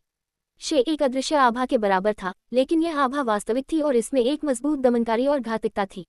एक ओरिजिन रिटर्निंग कोटि मास्टर एक संत राजा को आसानी से क्यों मार सकता था? ये शे के पूर्ण दमन के कारण था कि त्रिपाठी जीवप्ती की स्वर्ण रक्त की एक बूंद होंग ज़ेन भाइयों को मारने में असमर्थ थी। ऐसा नहीं था कि उनका स्वर्ण रक्त मजबूत नहीं था, बल्कि दोनों भाइयों के शिकी सुपरपोजिशन ने स्वर्ण रक्त की गति और शक्ति को बहुत कम कर दिया, जिससे उन्हें स्वर्ण रक्त के प्रभाव की दिशा को पहले से महसूस करने और घातक स्थानों से बचने की अनुमति मिली। अगर इसके लिए नहीं होता तो वे बहुत पहले मर गए होते। शिकी समझ बहुत मुश्किल थी। होनजेन 10 साल पहले ओरिजिन रिटर्निंग कोटि में टूट गए थे, लेकिन उन्होंने अभी शुरुआत की थी कि इसे कैसे समझा जाए। उनका भाई उनसे थोड़ा मजबूत था, लेकिन ज्यादा नहीं। इसके अलावा त्रिपाठी जीवप्ती ने स्पष्ट रूप से ये भी समझा कि शि में महान उपलब्धि चरण तक पहुंचने के बाद ही एक ओरिजिन किंग क्षेत्र में टूटने का एक मौका मिल सकता है। हालांकि चेन टोंग पहले से ही एक तृतीय क्रम ओरिजिन रिटर्निंग कोटि कृषक थे, त्रिपाठी जीवप्ती का अनुमान था कि शि की उनकी समझ अभी तक महान उपलब्धि चरण तक नहीं पहुंची थी। दूसरे शब्दों में, कोई फर्क नहीं पड़ता कि उन्होंने कितनी कड़ी खेती की और अपनी संत शक्ति में सुधार किया, इससे पहले कि वह शि में महान उपलब्धि चरण तक पहुंचे, वह अगले क्षेत्र में टूटने में सक्षम नहीं होंगे। यह उनके सामने सबसे बड़ी बाधा थी, एक अजेय बाधा। यह शायद हेंगलुओ तारामंडल में बहुत कम ओरिजिन किंग्स के महत्वपूर्ण कारणों में से एक था। जब किसी की खेती इस स्तर तक पहुंच जाती है तो ये केवल किसी की शारीरिक शक्ति का सुधार नहीं था, बल्कि सभी पहलू में एक व्यापक सुधार भी था। इन सबको समझने के बाद त्रिपाठी जीवप्ती ने तुरंत शि का अध्ययन करना शुरू कर दिया। उन्होंने होंगजेन और उनके भाई की शि की समझ को छोड़ दिया और अपनी समझ और परिप्रेक्ष्य में डाल दिया। अपनी खुद की संत शक्ति और आध्यात्मिक ऊर्जा को एक में एकीकृत करने की कोशिश कर रहे थे। जब वह होंगजेन के साथ लड़ रहे थे, त्रिपाठी जीवप्ती ने शि के रहस्यों को स्पष्ट रूप से छुआ था, लेकिन वह स्पर्श केवल एक संक्षिप्त क्षण के लिए चला था। अब कोई फर्क नहीं पड़ता कि उन्होंने इसे याद करने की कितनी कोशिश की, वह याद नहीं कर सकते थे कि उस समय कैसा महसूस हुआ था, जिससे उन्हें थोड़ा चिढ़ महसूस हुई। उन्होंने बार बार प्रयोग किया, लेकिन उन्हें हमेशा लगा कि कुछ गलत है। ये 10 दिनों बाद तक नहीं था कि त्रिपाठी जीवप्ती को शि का अध्ययन करने की अपनी वर्तमान योजना छोड़नी पड़ी। उन्होंने महसूस किया कि उनकी शक्ति अभी भी बहुत कम थी। अगर वह द्वितीय क्रम या तृतीय क्रम संत राजा क्षेत्र तक पहुंच गए होते तो चीजें बहुत सरल होती। आखिरकार इस तरह की रहस्यमय शक्ति ओरिजिन रिटर्निंग कोटि से संबंधित थी। अब इसे छूने में सक्षम होना पहले से ही एक महान सौभाग्य था। त्रिपाठी जीवप्ती कोई ऐसे व्यक्ति नहीं थे जो अमहत्वपूर्ण समस्याओं पर समय बर्बाद करना पसंद करते थे, इसलिए इन सब पर विचार करने के बाद उन्होंने तुरंत अपने पीछे हटने से बाहर निकले और अपनी खेती में सुधार होने तक इंतजार करने और शि का अध्ययन करने से पहले ओरिजिन रिटर्निंग कोटि मास्टरों से अधिक आध्यात्मिक ऊर्जा अवशोषित करने की तैयारी की। उस समय वह निश्चित रूप से आधे प्रयास के साथ दोगुना परिणाम प्राप्त करने में सक्षम होंगे। जैसे ही उन्होंने पत्थर का दरवाजा खोला, त्रिपाठी जीवप्ती ने वुई को दौड़ते हुए देखा और खुशी से बुलाया, बड़े भाई त्रिपाठी, तुम ठीक समय पर बाहर आए। तुम इतनी खुश क्यों हो? त्रिपाठी जीवप्ती ने उन्हें संदेह से देखा। मैं ट्रेजर ट्रोव मंडप की नीलामी में भाग लेने जा रही हूँ, वुई ने जल्दी से जवाब दिया। आज त्रिपाठी जीवप्ती हक्का बक्का रह गए, ये सोचते हुए कि यह बहुत संयोग था। वुई ने सिर हिलाया क्योंकि वह त्रिपाठी जीवप्ती के करीब झुकी और उनके कान में फुसफुसाया, यांग इन्फ्लेमेशन ने एक ओरिजिन ग्रेड मध्य श्रेणी और एक ओरिजिन ग्रेड निम्न श्रेणी कलाकृति परिष्कृत की है और उन्हें नीलामी में बेचने की तैयारी कर रही है। क्या वह पागल है? त्रिपाठी जीवप्ती चौंक गए और गुस्से से चिल्लाए, वह कहाँ है? मैं यहाँ हूँ। यांग इन्फ्लेमेशन की आकृति पीछे से चमकी। तुम क्या सोच रही थी? त्रिपाठी जीवप्ती ने उन्हें गंभीरता से देखा। क्या मैंने तुम्हें नहीं बताया कि बहुत अधिक दिखावा नहीं करना है? क्या तुम्हें डर है कि दूसरे तुम पर ध्यान नहीं देंगे? ये केवल कुछ दिनों से हुआ है, लेकिन तुम पहले ही भूल चुकी हो। यांग इन्फ्लेमेशन ने घृणा से थूक दिया। जब तक हम तीनों कुछ नहीं कहते, कौन जानता है कि मैंने इन कलाकृतियों को परिष्कृत किया है? ये बहुत अधिक आंखों को आकर्षित करने वाला है। त्रिपाठी जीवप्ती ने सिर हिलाया। छायांकित तारा पर सबसे शक्तिशाली कलाकृति शोधक केवल ओरिजिन ग्रेड निम्न श्रेणी है, तुम अचानक एक ओरिजिन ग्रेड मध्य श्रेणी कलाकृति निकालने की व्याख्या कैसे करोगी? नहीं बड़े भाई त्रिपाठी, वुई हल्के से मुस्कुराई। हालांकि छायांकित तारा पर कलाकृति शोधकों का स्तर उच्च नहीं है, फिर भी कुछ ओरिजिन ग्रेड मध्य श्रेणी और यहाँ तक कि ओरिजिन ग्रेड उच्च श्रेणी कलाकृतियां भी है, इसलिए एक ओरिजिन ग्रेड मध्य श्रेणी कलाकृति बहुत अधिक हलचल पैदा नहीं करेगी। त्रिपाठी जीवप्ती ने भौहें चढ़ाई लेकिन तुरंत समझे। छायांकित तारा पर कलाकृति शोधकों और रसायनज्ञों का वर्तमान स्तर आमतौर पर कम था, लेकिन इसका मतलब यह नहीं था कि यह अतीत में भी ऐसा ही था। अच्छी कलाकृतियां हजारों साल तक क्षतिग्रस्त हुए बिना संग्रहित की जा सकती थी, इसलिए छायांकित तारा पर कुछ बची हुई जरूर होंगी। शायद यहाँ तक कि ओरिजिन किंग ग्रेड कलाकृतियां भी यहाँ थी, लेकिन भले ही वे थी, उन्हें महान शक्तियों के पवित्र खजाने होना चाहिए और आसानी से इस्तेमाल नहीं किया जाएगा। इन सब पर विचार करते हुए त्रिपाठी जीवप्ती का भाव थोड़ा आसान हो गया और उन्होंने सिर हिलाया। ये कहा जा रहा है, इस ग्रेड की कलाकृतियों को बेचने की कोई जरूरत नहीं है, उन्हें अपने लिए रखना बेहतर नहीं है। अगर हम कलाकृतियां नहीं बेचते तो आत्मिक विन्यास व्यवस्थित करने के लिए सामग्री खरीदने के लिए हमारे पास पर्याप्त संत क्रिस्टल कैसे होंगे? यांग इन्फ्लेमेशन ने फुसफुसाया, हम सब अब गरीब हैं, यह नीलामी एक दुर्लभ अवसर है। त्रिपाठी जीवप्ती ने एक पल के लिए सोचा और सिर हिलाया। यांग इन्फ्लेमेशन का आत्मिक विन्यास का व्यवस्थापन वास्तव में पैसा जलाता था, और यह उनके आत्मिक विन्यास के कारण ही था कि वे पिछली बार हुन सेन और उनके भाई त्रिपाठी जीवप्ती को रोकने में सक्षम थे। इस तरह की चीज लापरवाह नहीं हो सकती थी और इसे पूरी तरह से समर्थित किया जाना चाहिए। तुमने कौन सी कलाकृतियां परिष्कृत की? मुझे देखने दो। त्रिपाठी जीवप्ती को अब आपत्ति नहीं करते देखकर वुई ने उत्साह से 2 आक्रामक कलाकृतियां निकाल दी। एक नर्म चाबुक था और दूसरा 2 कटार का एक जोड़ा था। एक नज़र में त्रिपाठी जीवप्ती बता सकते थे कि ये 2 कलाकृतियां नवम क्रम राक्षस पशु, लाल पूंछ वाले बैंगनी बख्तरबंद केकड़े की पूंछ और चिमटे से परिष्कृत की गई थी। ये 2 कलाकृतियां एक दिल दहला देने वाली ऊर्जा उतार चढ़ाव निकालती थी और वे दोनों खूबसूरती से परिष्कृत की गई थी। वे न केवल उपयोगी थी, बल्कि वे काफी सुंदर भी थी और महिलाओं के इस्तेमाल के लिए उपयुक्त थी। यांग इन्फ्लेमेशन वास्तव में क्रूर थी। क्या वह जानबूझकर इन कलाकृतियों को परिष्कृत नहीं कर रही थी ताकि उन पुरुषों को खून बहाया जा सके? त्रिपाठी जीवप्ती गुप्त रूप से चौंक गए थे। उसके ऊपर बड़े भाई त्रिपाठी, जिस कारण से मैंने यांग इन्फ्लेमेशन के इन 2 कलाकृतियों को बेचने के फैसले का समर्थन किया, वह यह है कि वृद्ध चेन टोन को तुम्हारे गैर मौजूद मास्टर की शक्ति के बारे में अधिक निश्चित होने दिया जाए। दूसरे नहीं जान सकते कि ये कलाकृतियां कहाँ से आईं, लेकिन वृद्ध चेन टोन निश्चित रूप से सोचेंगे कि वे तुम्हारे मास्टर द्वारा परिष्कृत की गई थी। एक बार जब वह ऐसा सोचते हैं तो वह भविष्य में हमारे साथ केवल बेहतर व्यवहार करेंगे, वुई ने समझाया। त्रिपाठी जीवप्ती ने धीरे से सिर हिलाया और तारीफ की, तुमने इसे अच्छी तरह से सोचा है। चूंकि ऐसा है, चलो चलते हैं। त्रिपाठी जीवप्ती को सहमत होते देखकर वुई और यांग इन्फ्लेमेशन ने एक दूसरे को देखकर मुस्कुराया। नीलामी शुरू होने में कितना समय है? त्रिपाठी जीवप्ती ने अचानक पूछा। 3 घंटे, लेकिन इससे कोई फर्क नहीं पड़ता। मैंने पहले ही वृद्ध चेन टोन को सूचित करने के लिए स्वर्गीय भाग्य शहर की एक यात्रा की है कि हम जल्द ही कुछ नीलामी करेंगे। एक बार जब हम वहां पहुंचते हैं तो वृद्ध चेन हमारे लिए इसे व्यवस्थित करेंगे। यह अच्छा है। ठीक है वुई, क्या तुम जानती हो कि किस तरह की गोलियां सबसे मूल्यवान हैं? त्रिपाठी जीवप्ती ने अचानक पूछा। त्रिपाठी जीवप्ती और यांग इन्फ्लेमेशन ने ट्रेजर ट्रोव मंडप की नीलामी में ओरिजिन ग्रेड कलाकृतियां बेचने का फैसला किया है। त्रिपाठी जीवप्ती मूल्यवान गोलियों के बारे में पूछ रहे हैं। Episode number 1148। त्रिपाठी जीवप्ती का प्रश्न अचानक आया, इसलिए वुई ने इसके बारे में ज्यादा नहीं सोचा और तुरंत समझाना शुरू कर दिया। वह झुलसती बादल गोली जो किसी की नसें ठीक कर सकती है, वह आत्मा बहाली गोली जो किसी की आत्मा ठीक कर सकती है, और वह जंगली गुलाब गोली जिसे वृद्ध चेन टोंग ने पिछली बार निकाला था, काफी मूल्यवान है। लेकिन सबसे मूल्यवान गोली ओरिजिन संघनन गोली और ओरिजिन निर्वाण गोली होनी चाहिए। बाद वाले को एक अनमोल खजाना कहा जा सकता है क्योंकि यह एक तृतीय क्रम ओरिजिन रिटर्निंग कोटि मास्टर को ओरिजिन किंग क्षेत्र में तोड़ने में मदद कर सकती है। हमारे छायांकित तारा में इस स्तर का कोई कृषक नहीं है, लेकिन कई तृतीय क्रम ओरिजिन रिटर्निंग कोटि मास्टर हैं। अगर हम एक ओरिजिन निर्वाण गोली प्राप्त कर सकते हैं तो इसे महान शक्तियों में से एक से कुछ समृद्ध शहरों के लिए विनिमय करना मुश्किल नहीं होगा, वुई ने समझाया। उनकी सांस तेज हो रही थी। उसके बारे में सोचो भी मत। त्रिपाठी जीवप्ती ने निर्णायक रूप से सिर हिलाया। ओरिजिन निर्वाण गोली एक ओरिजिन किंग निम्न श्रेणी गोली थी। इसका उल्लेख नहीं है कि त्रिपाठी जीवप्ती के पास अभी पर्याप्त सामग्री नहीं थी। भले ही उनके पास होती, वह इसे परिष्कृत करने में सक्षम नहीं होते। हालांकि ओरिजिन संघनन गोली को परिष्कृत किया जा सकता था क्योंकि ये केवल एक ओरिजिन ग्रेड निम्न श्रेणी गोली थी जो ओरिजिन निर्वाण गोली से बहुत दूर थी। बड़े भाई त्रिपाठी, तुम इसके बारे में क्यों पूछ रहे हो? वुई ने जिज्ञासा से त्रिपाठी जीवप्ती को देखा। ये कुछ नहीं है, बस एक पल इंतजार करो, मैं तुरंत बाहर आऊंगा, त्रिपाठी जीवप्ती ने वापस मुड़ने और फिर से पत्थर के कमरे में प्रवेश करने से पहले कहा। हालांकि यांग इन्फ्लेमेशन और वुई भ्रमित थी, फिर भी उन्होंने आज्ञाकारी रूप से बाहर इंतजार किया। लगभग आधे घंटे के बाद त्रिपाठी जीवप्ती फिर से बाहर आए और कहा, चलो चलते हैं। वे तीनों उच्च मनोबल में स्वर्गीय भाग्य शहर की ओर बढ़े। पिछली बार चेनटोंग की शक्ति के प्रदर्शन का अनुभव करने के बाद त्रिपाठी जीवप्ती का विश्वास था कि अब कोई भी ड्रैगन गुफा पर्वत में उनसे परेशानी ढूंढने के लिए नहीं आएगा, इसलिए वह मन की शांति के साथ जा सकते थे। दूसरी ओर त्रिपाठी जीवप्ती को वुई जैसी महिला को नीलामी में 2 ओरिजिन ग्रेड कलाकृतियां ले जाने देने में आराम नहीं महसूस हुआ, इसलिए स्वाभाविक रूप से वह उसे एस्कॉर्ट करना चाहते थे। वह जानना चाहते थे कि ये 2 कलाकृतियां किस तरह की कीमत लाएंगी। संत राजा ग्रेड उच्च श्रेणी कलाकृतियां 30 से 50,000 उच्च श्रेणी संत क्रिस्टल के लायक थी, इसलिए ओरिजिन ग्रेड निम्न श्रेणी कलाकृतियां 2 या 300,000 होनी चाहिए, है ना? त्रिपाठी जीवप्ती के मन में एक स्पष्ट योजना थी। एक बार जब उन्होंने इन 2 कलाकृतियों को बेच दिया तो वह आत्मिक विन्यास को व्यवस्थित करने के लिए बड़ी मात्रा में सामग्री खरीदने में सक्षम होंगे। रास्ते भर वुई और यांग इन्फ्लेमेशन को लगातार बातें करते हुए सुनकर त्रिपाठी जीवप्ती को पता चला कि ट्रेजर ट्रोव मंडप शैडो मून हॉल की संपत्ति नहीं थी।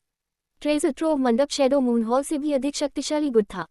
यह महान शक्तिहीन लुओ वाणिज्य मंडल के समान कुछ थी कि ये पूरे छायांकित तारा में व्यवसाय करती थी, लेकिन कुछ अंतर थे। इसने पूरी दुनिया से खजाने एकत्रित किए और हर कुछ समय में एक भव्य नीलामी आयोजित करती थी। नीलामी का स्थान निश्चित नहीं था और इसके बजाय पूरे छायांकित तारा में शाखाओं के बीच घुमाया जाता था। इस बार ये स्वर्गीय भाग्य शहर में ट्रेजर ट्रोव मंडप की शाखा होना हुआ। ट्रेजर ट्रोव मंडप की नीलामी को पूरे छायांकित तारा के लिए एक भव्य आयोजन कहा जा सकता था, क्योंकि प्रत्येक नीलामी से पहले ट्रेजर ट्रोव मंडप विज्ञापन करेगा और कीमती वस्तुओं के उत्तम ब्रोशर बनाएगा और उन्हें महान शक्तियों को भेजेगा ताकि उन्हें नीलामी में भाग लेने के लिए आकर्षित किया जा सके। ये कहा जा सकता था कि ट्रेजर ट्रोव मंडप की नीलामी पूरे छायांकित तारा की सभी महान शक्तियों का एक एकत्रण, धन, भौतिक संसाधनों और विरासत की एक प्रतिस्पर्धा थी। हर बार ये एक जीवंत आयोजन होगा और कई आकाश उल्लंघन करने वाले खजाने दिखाई देंगे।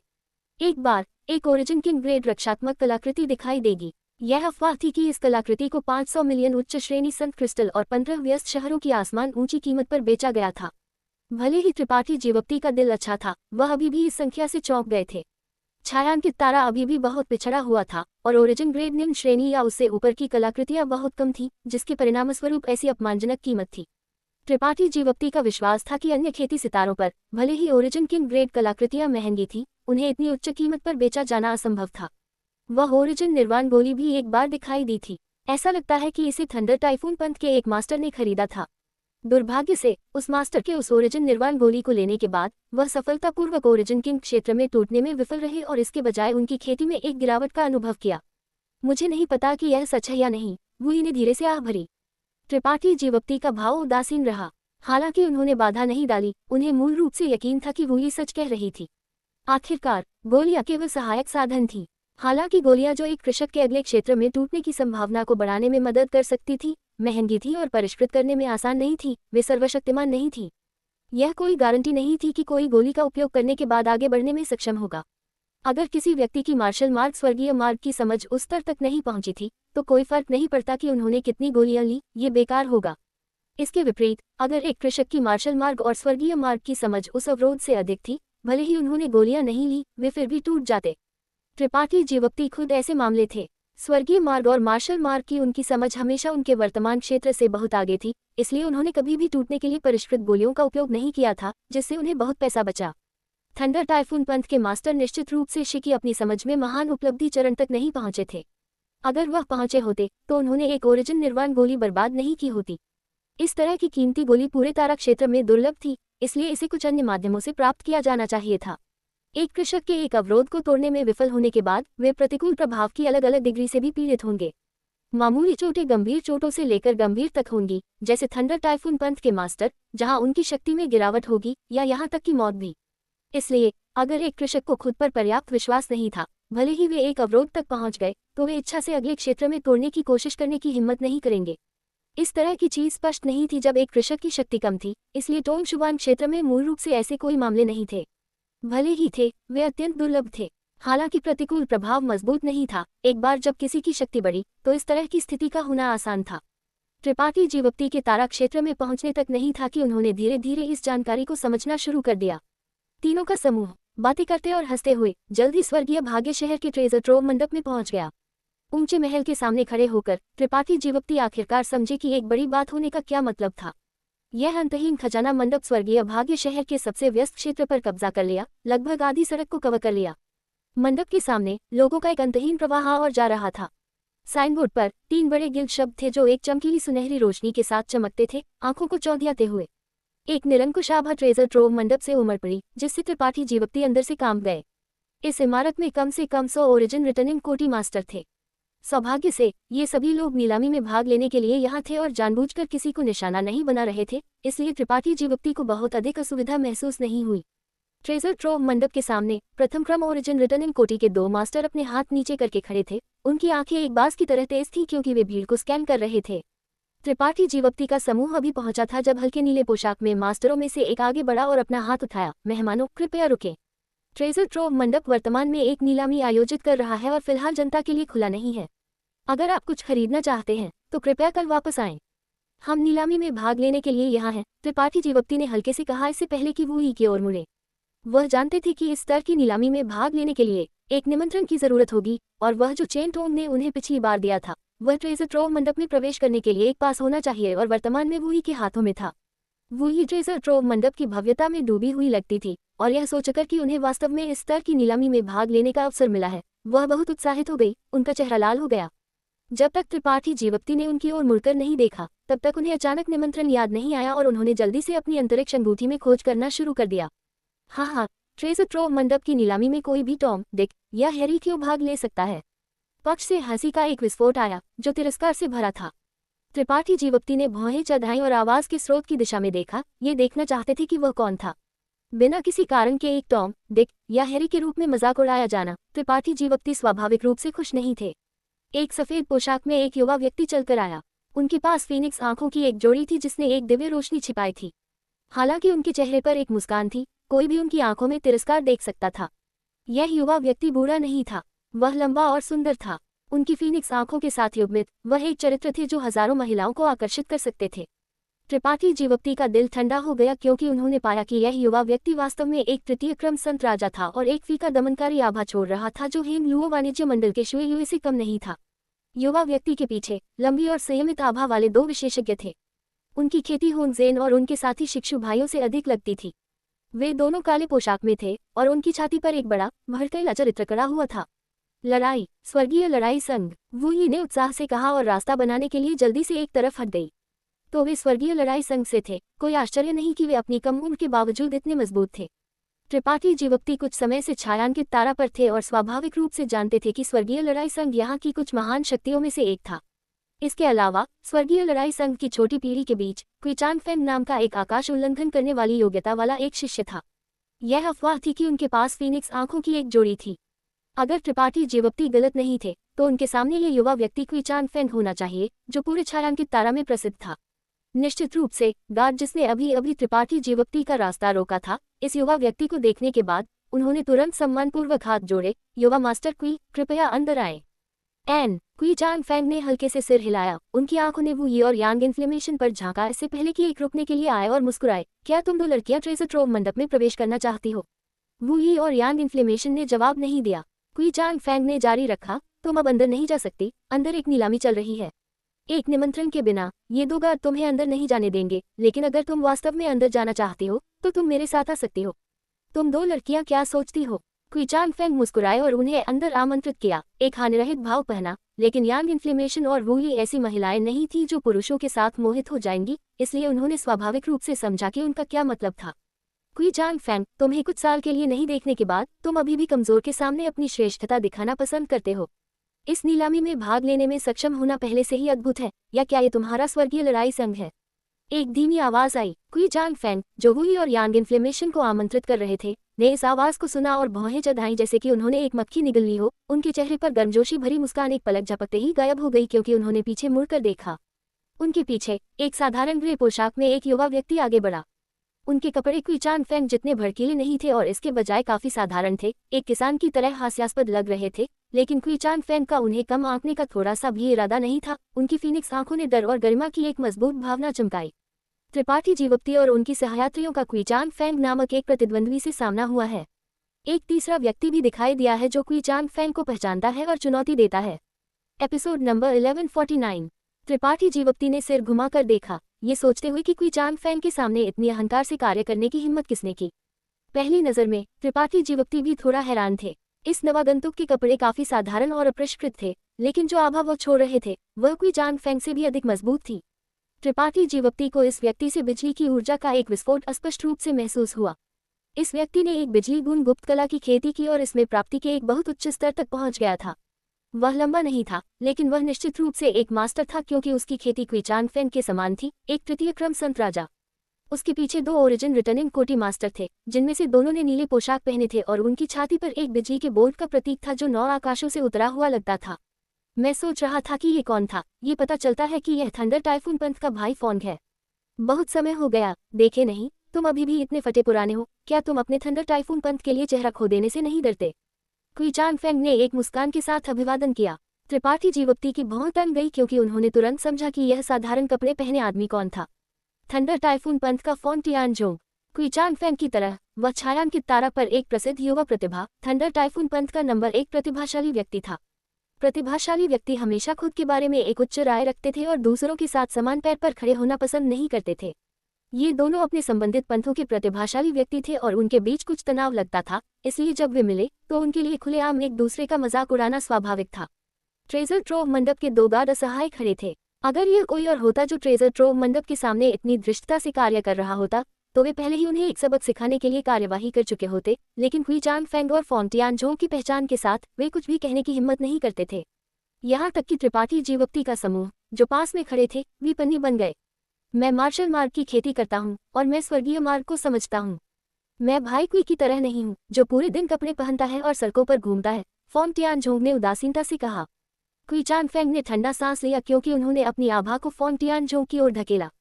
स्वाभाविक रूप से फोंग टियानझोंग पीछे नहीं हट सका और उन्होंने भी अपनी आभा छोड़ दी। ऐसा लगा जैसे दो तूफान अचानक एक दूसरे से टकरा गए हों। ट्रेजर ट्रोव मंडप के सामने दुनिया की ऊर्जा आभा जंगली रूप से उतार चढ़ाव करती थी और अंदर के कई मास्टरों ने यहाँ की स्थिति को महसूस किया और जांच करने के लिए अपनी दिव्य इंद्रियां बाहर भेजी, लेकिन ये जानने के बाद कि संघर्ष क्वी चांग फेंग और फोंग टियानझोंग के बीच था, उन्होंने जल्दी से अपनी दिव्य इंद्रियां वापस ले लीं और अब हस्तक्षेप नहीं किया। इन दो प्रतिभाशाली व्यक्तियों को लड़ते हुए देखकर जैसे कि वहां कोई और मौजूद नहीं था, त्रिपाठी जीवक्ति का चेहरा ठंडा हो गया। मूल रूप से उनके पास फोंग टियानझोंग के कुछ अच्छे प्रभाव थे, यह महसूस करते हुए कि यह आदमी क्वी चांग फेंग से बहुत बेहतर था, लेकिन अब वह अच्छा प्रभाव पूरी तरह से गायब हो गया था। अगर यहाँ एक साधारण प्रथम क्रम संत राजा कृषक खड़ा होता तो वह निश्चित रूप से इन दोनों की आभा से खींचा जाता और भले ही वह घायल नहीं होता, वह खुद को मूर्ख बनाता। उन्हें स्पष्ट रूप से त्रिपाठी जीवक्ति, वू यी और यांग इन्फ्लेमेशन की परवाह नहीं थी और केवल अपनी शक्ति का प्रदर्शन करना चाहते थे। जैसे ही उनकी आभा का परिणाम उन्हें लगा, त्रिपाठी जीवक्ति ने ठंडा सांस लिया और लापरवाही से अपना हाथ हिलाया। ऐसा लगा जैसे कुछ अलग हो गया हो, लेकिन त्रिपाठी जीवक्ति एक पहाड़ की तरह स्थिर खड़े थे, यहाँ तक कि उनके कपड़े या बाल भी नहीं हिले। यांग इन्फ्लेमेशन और वू यी, जो उनके पीछे छिपी थी, ने भी कुछ महसूस नहीं किया। क्वी चांग फेंग और फोंग टियानझोंग ने एक ही समय में अपनी आभा अभिसरण की और त्रिपाठी जीवक्ति को देखने के लिए मुड़े। दोनों थोड़ा हैरान लग रहे थे। हालांकि उन दोनों की आभा त्रिपाठी जीवक्ति पर अभी निर्देशित नहीं की गई थी, फिर भी ये कुछ ऐसा नहीं था जिसे एक प्रथम क्रम संत राजा लापरवाही से विरोध कर सके। अब त्रिपाठी जीवक्ति को उनकी आभा के परिणाम को आसानी से तोड़ते हुए देखकर वे स्वाभाविक रूप से हैरान थे। हालांकि वे केवल हैरान थे, त्रिपाठी जीवक्ति की खेती उनके लिए उन्हें अपनी आंखों में रखने के लिए पर्याप्त नहीं थी। दो भाई का रिश्ता वास्तव में अच्छा है। जैसे ही तुम मिलते हो, गोंद की तरह एक दूसरे से चिपक जाते हो, ये वास्तव में ईर्ष्या योग्य है। एक स्पष्ट और मधुर हंसी जो एक चांदी की घंटी की तरह थी, बजी और शानदार कपड़ों में एक महिला आराम से चलकर आई। उसकी त्वचा क्रीम की तरह थी, उसके हाथ नर्म थे और वह एक स्वभाव के साथ पैदा हुई थी जो हवा के एक झोंके का सामना करने के लिए बहुत कमजोर था। ऐसा लगा जैसे उसे हवा के एक झोंके से उड़ा दिया जाएगा, जिससे कोई भी जो उसे देखता था अनैच्छिक रूप से उसकी रक्षा और रक्षा करने की सोच रखता था। महिला की आकृति बहुत सही थी और एक हल्के बैंगनी पोशाक ने उसकी आकृति के वक्रों को पूरी तरह से रेखांकित किया और उसके सुंदर और शानदार रूप को सेट कर दिया। जैसे ही वह करीब आए, एक सुगंधित खुशबू बाहर निकली जिससे किसी का खून तेज बहने लगा और ताज़ा हो गया। हालांकि उसके शब्द चिढ़ाने वाले थे, न तो फोंग टियानझोंग और न ही क्वी चांग फेंग ने गुस्से का कोई संकेत दिखाया। बाद वाले ने जलती हुई नजर से महिला की ओर घूरते हुए एक खुश अभिव्यक्ति भी दिखाई। सूडी दो भाई को नमस्ते करती है, महिला ने सम्मानपूर्वक झुकी। लड़की कृपापूर्वक झुकी। उसका छोटा चेहरा गोरा और गुलाबी था, जैसे कि एक चुटकी के साथ पानी निचोड़ा जा सके। उसकी सुंदर आंखें मनमोहक थीं, जिससे किसी की कल्पना जंगली हो जाती थी। तो ये छोटी बहन यिन है, बहुत समय हो गया देखे नहीं, मैंने तुम्हें बहुत याद किया है। क्वी चांग फेंग फोंग टियानझोंग के साथ उलझना जारी रखने के लिए बहुत आलसी थे और एक हंसी के साथ कहा। फोंग टियानझोंग ने भी अभिवादन में इस महिला को हल्के से सिर हिलाया। वे दोनों छायांकित तारा के प्रतिभाशाली व्यक्ति थे, इसलिए वे स्वाभाविक रूप से एक दूसरे को जानते थे। मुझे उम्मीद नहीं थी कि छोटी बहन यिन भी इस नीलामी में भाग लेगी। ऐसा लगता है कि मैंने इस बार यहाँ आकर सही चुनाव किया। क्या तुम मेरे साथ शामिल होना चाहोगी ताकि हम अच्छी बातचीत कर सकें? वरिष्ठ भाई प्रतिभाशाली नहीं है, लेकिन हाल ही में वह का अध्ययन कर रहा है और कुछ अंतर्दृष्टि प्राप्त की है। क्वी चांग फेंग ने उत्साहपूर्वक आमंत्रित किया, उनके शब्दों में गर्व भरा था। त्रिपाठी जीवक्ति गुप्त रूप से मुस्कुराए लेकिन परवाह नहीं की। वह जानते थे कि शि को समझना कितना मुश्किल था, यहाँ तक कि वह, जिसने दो ओरिजिन रिटर्निंग कोटि मास्टरों की आध्यात्मिक ऊर्जा को अवशोषित किया था, इसे समझने में असमर्थ थे।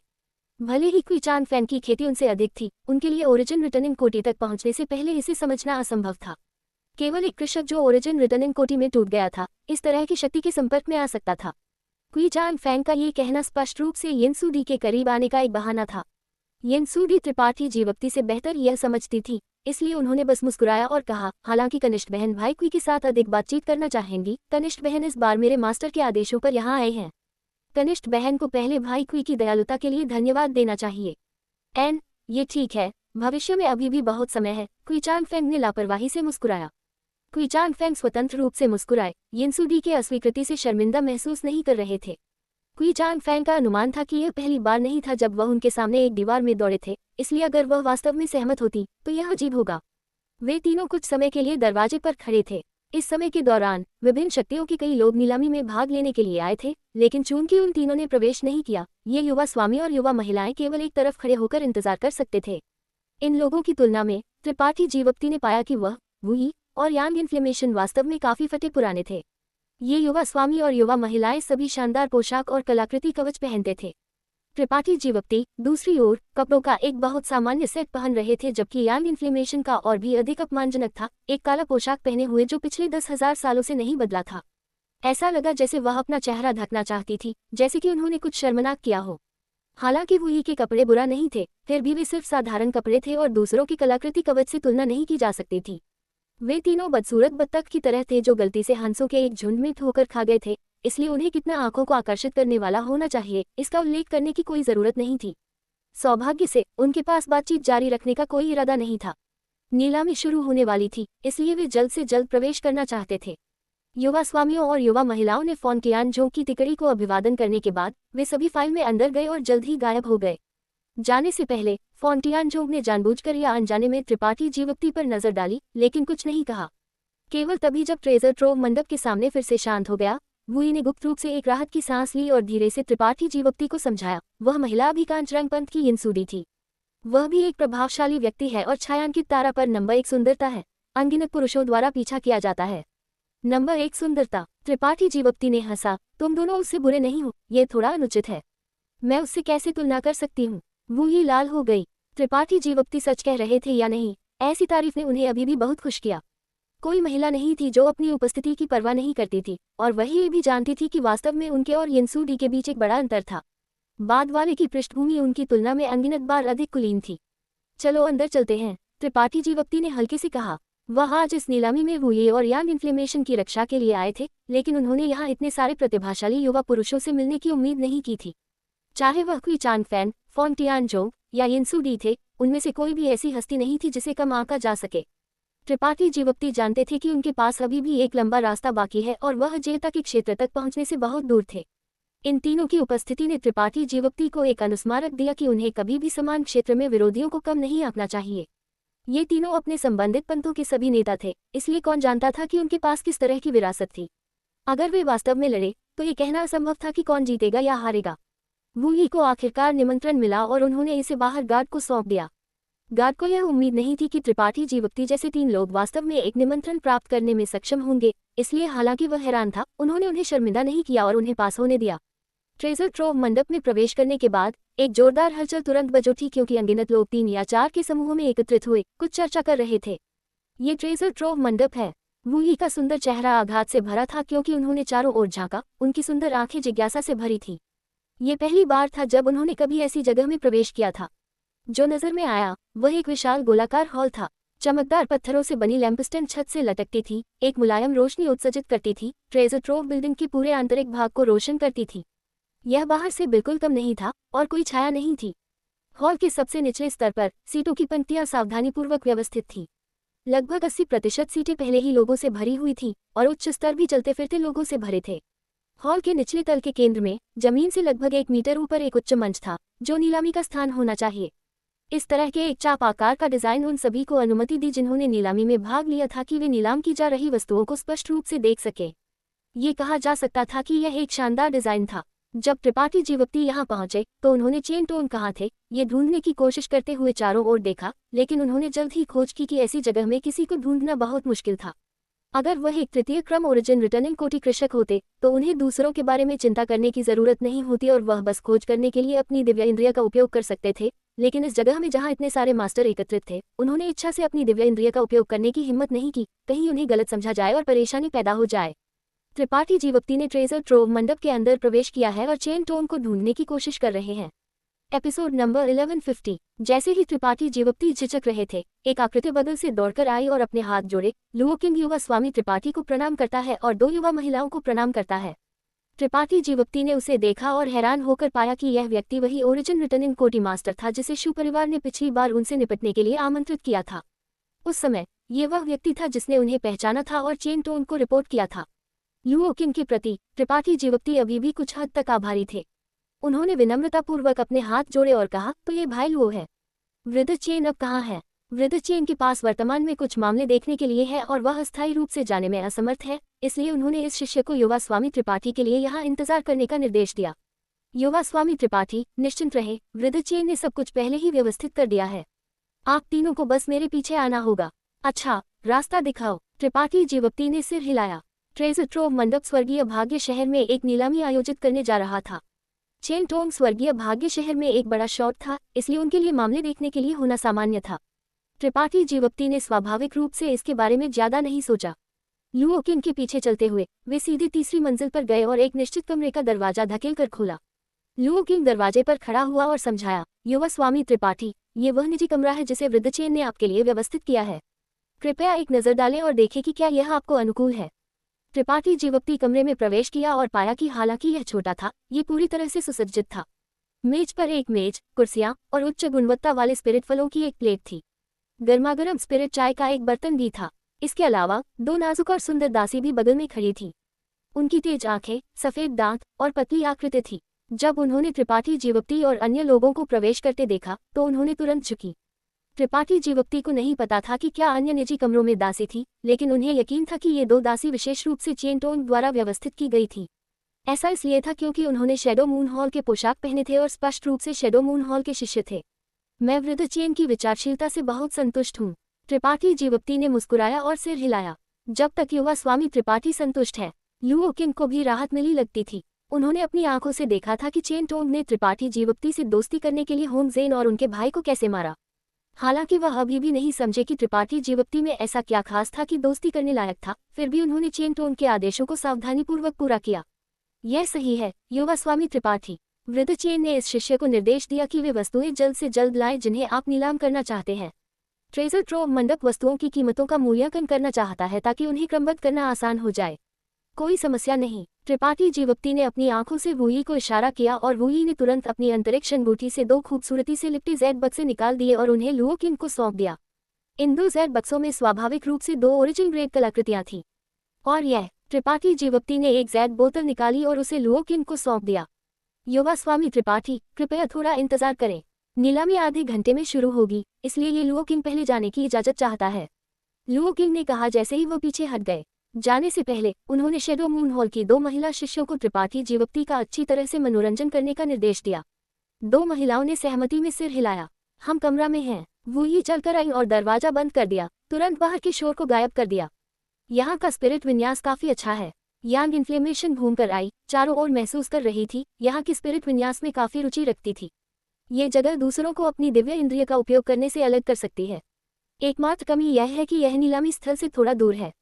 त्रिपाठी जीवक्ति हल्के से मुस्कुराए। ये ट्रेजर ट्रोव मंडप है। वृद्ध चेन ने हमारे लिए एक निजी कमरा ढूंढने के लिए बहुत प्रयास किया होगा। आज यहाँ के लोगों को देखो, उनमें से कौन एक प्रसिद्ध और शक्तिशाली चरित्र नहीं है। त्रिपाठी जीवक्ति के शब्द शैडो मून हॉल की 2 महिला शिष्यों को निर्देशित थे। निश्चित रूप से इसे सुनने के बाद 2 महिलाओं की मुस्कान और भी अधिक चमकीली हो गई, जैसे कि उनके वृद्ध चेन की दिव्य तकनीक काफी गहन थी। 2 युवा महिलाओं को इतना आरक्षित होने की जरूरत नहीं है। जहां आप पसंद करती हैं वहीं बैठें। हम किसी बड़े परिवार से नहीं हैं, इस बार हम मुख्य रूप से दुनिया देखने आए हैं। त्रिपाठी जीवक्ति ने देखा कि वे थोड़ी घबराई हुई लगती थी और विनम्रतापूर्वक कहा। 2 महिलाओं ने जल्दी से अपने हाथ हिलाए, ये कहते हुए कि वे हिम्मत नहीं करती। त्रिपाठी जीवक्ति ने उन्हें मजबूर नहीं किया और उन्हें मना करते देखकर उन्होंने बात करना बंद कर दिया और बैठ गए, अपने लिए एक कप चाय डाली और धीरे धीरे उसका स्वाद लेने लगे। वूई अभी भी विश्वास नहीं कर सकती थी कि उन्हें इस स्तर की नीलामी में भाग लेने का अवसर मिला था। उनके बारे में भूल जाओ, यहाँ तक कि हाई के परिवार के कुलपति येन भी नीलामी चल रही होने के दौरान ट्रेजर ट्रोव मंडप में प्रवेश करने के योग्य नहीं थे। लेकिन अब वह एक निजी कमरे में बैठी थी और इस बेहतर उपचार का आनंद ले रही थी, जिससे उन्हें थोड़ा भावनात्मक महसूस हुआ। लोगों के बीच का अंतर वास्तव में बड़ा था। उनकी सबसे बड़ी इच्छा पहले येन को प्रभावित करने के लिए कड़ी मेहनत करना था ताकि वह भविष्य में उन्हें कुलपति का पद दे सके और हाई के परिवार का कार्यभार संभाल सके, लेकिन अब उनके पास ऐसी सोच नहीं थी। तो क्या हुआ अगर वह कुलपति थे? एक छोटे परिवार का कुलपति शैडो मून हॉल के एक यादृच्छिक शिष्य से भी तुलना नहीं कर सकता था। उदाहरण के लिए, हालांकि इस निजी कमरे में खड़ी 2 लड़कियां केवल तृतीय क्रम संत थीं, अगर वे हाई के परिवार में होती तो येन को निश्चित रूप से उनके साथ सम्मानपूर्वक व्यवहार करना पड़ता, थोड़ी सी भी लापरवाही दिखाने की हिम्मत नहीं करनी पड़ती। ये एक बड़ी शक्ति और एक छोटे परिवार के बीच का विशाल अंतर था। कुछ दिनों पहले जब त्रिपाठी जीवक्ति पीछे हट रहे थे, ये एन फिर से गुफा में आए और अपने साथ परिवार के बुजुर्गों और विदेशी बुजुर्गों को भी लाए, ये कहते हुए कि वह वुई को कुलपति का पद संभालने के लिए वापस आमंत्रित करना चाहते थे, लेकिन वुई ने मना कर दिया। चूंकि वह पहले ही परिवार छोड़ चुकी थी, उनका वापस लौटने का कोई इरादा नहीं था। घबराहट में वुई ने अचानक अपनी ओर तेज हवा चलते हुए देखा। जल्दी से हाथ बढ़ाकर और अपनी ओर उल्टी हुई वस्तु को पकड़कर उन्होंने जल्दी से खोज की कि यह मेज पर एक स्पिरिट फल था। त्रिपाठी जीवक्ति मुस्कुराए और पूछा, तुम क्या सोच रही हो? कुछ नहीं, वुई ने सिर हिलाया, एक और स्पिरिट फल उठाया, खड़ी हुई और इसे शैडो मून हॉल की 2 महिला शिष्यों को सौंप दिया। 2 महिला शिष्यों ने इस बार मना नहीं किया और विनम्रतापूर्वक उन्हें स्वीकार करने से पहले धन्यवाद दिया, स्वाभाविक और अप्रतिबंधित दिखाई देते हुए। नीलामी शुरू होने में अभी भी कुछ समय था, लेकिन निजी कमरे का माहौल बहुत अधिक सामंजस्यपूर्ण था। शैडो मून हॉल की 2 महिला शिष्यों ने देखा लगता था कि त्रिपाठी जीवक्ति का समूह उच्च जन्म का नहीं था और उनके साथ दयालुता से व्यवहार किया, इसलिए उन्होंने वुई और यांग इन्फ्लेमेशन के साथ बातचीत शुरू कर दी, ज्यादातर एक दूसरे को बहनों के रूप में संदर्भित करते हुए। त्रिपाठी जीवक्ति एक शब्द भी नहीं कह सके, इसलिए वह केवल मेज पर एल्बम उठा सके और आज नीलाम की जाने वाली वस्तुओं की जांच कर सके। उसी समय ट्रेजर ट्रोव मंडप के एक गुप्त कमरे में एक काले चेहरे वाले बूढ़े आदमी ने एक छोटी दाढ़ी के साथ असंतुष्टि के साथ चेन टोन को बुलाया। पुराने चेन, नीलामी शुरू होने वाली है, वे वस्तुएं कहाँ हैं जिन्हें आप नीलाम के लिए रखना चाहते हैं? चेन टोन ने बाहर झांका और अनिश्चितता के साथ कहा, उन्हें जल्द ही यहाँ होना चाहिए, बस थोड़ा और इंतजार करो। थोड़ा और इंतजार करो। ट्रेजर ट्रोव मंडप के अपने नियम हैं। अगर तुम और मैं दोस्त नहीं होते तो क्या तुम सोचते हो कि मैं लापरवाही से नियमों को तोड़ूंगा और नीलामी शुरू होने से पहले नीलामी के लिए वस्तुएं रखूंगा? क्या यह उचित है? यह उचित नहीं है, यह उचित नहीं है। चेन टोन ने चापलूसी से मुस्कुराया जबकि अपने दिल में बुदबुदाया। कुछ दिनों पहले वुई विशेष रूप से उन्हें ढूंढने आई थी, ये कहते हुए कि उनके पास कुछ है जिसे वह नीलाम करना चाहती थी। ये क्या था? Chain tone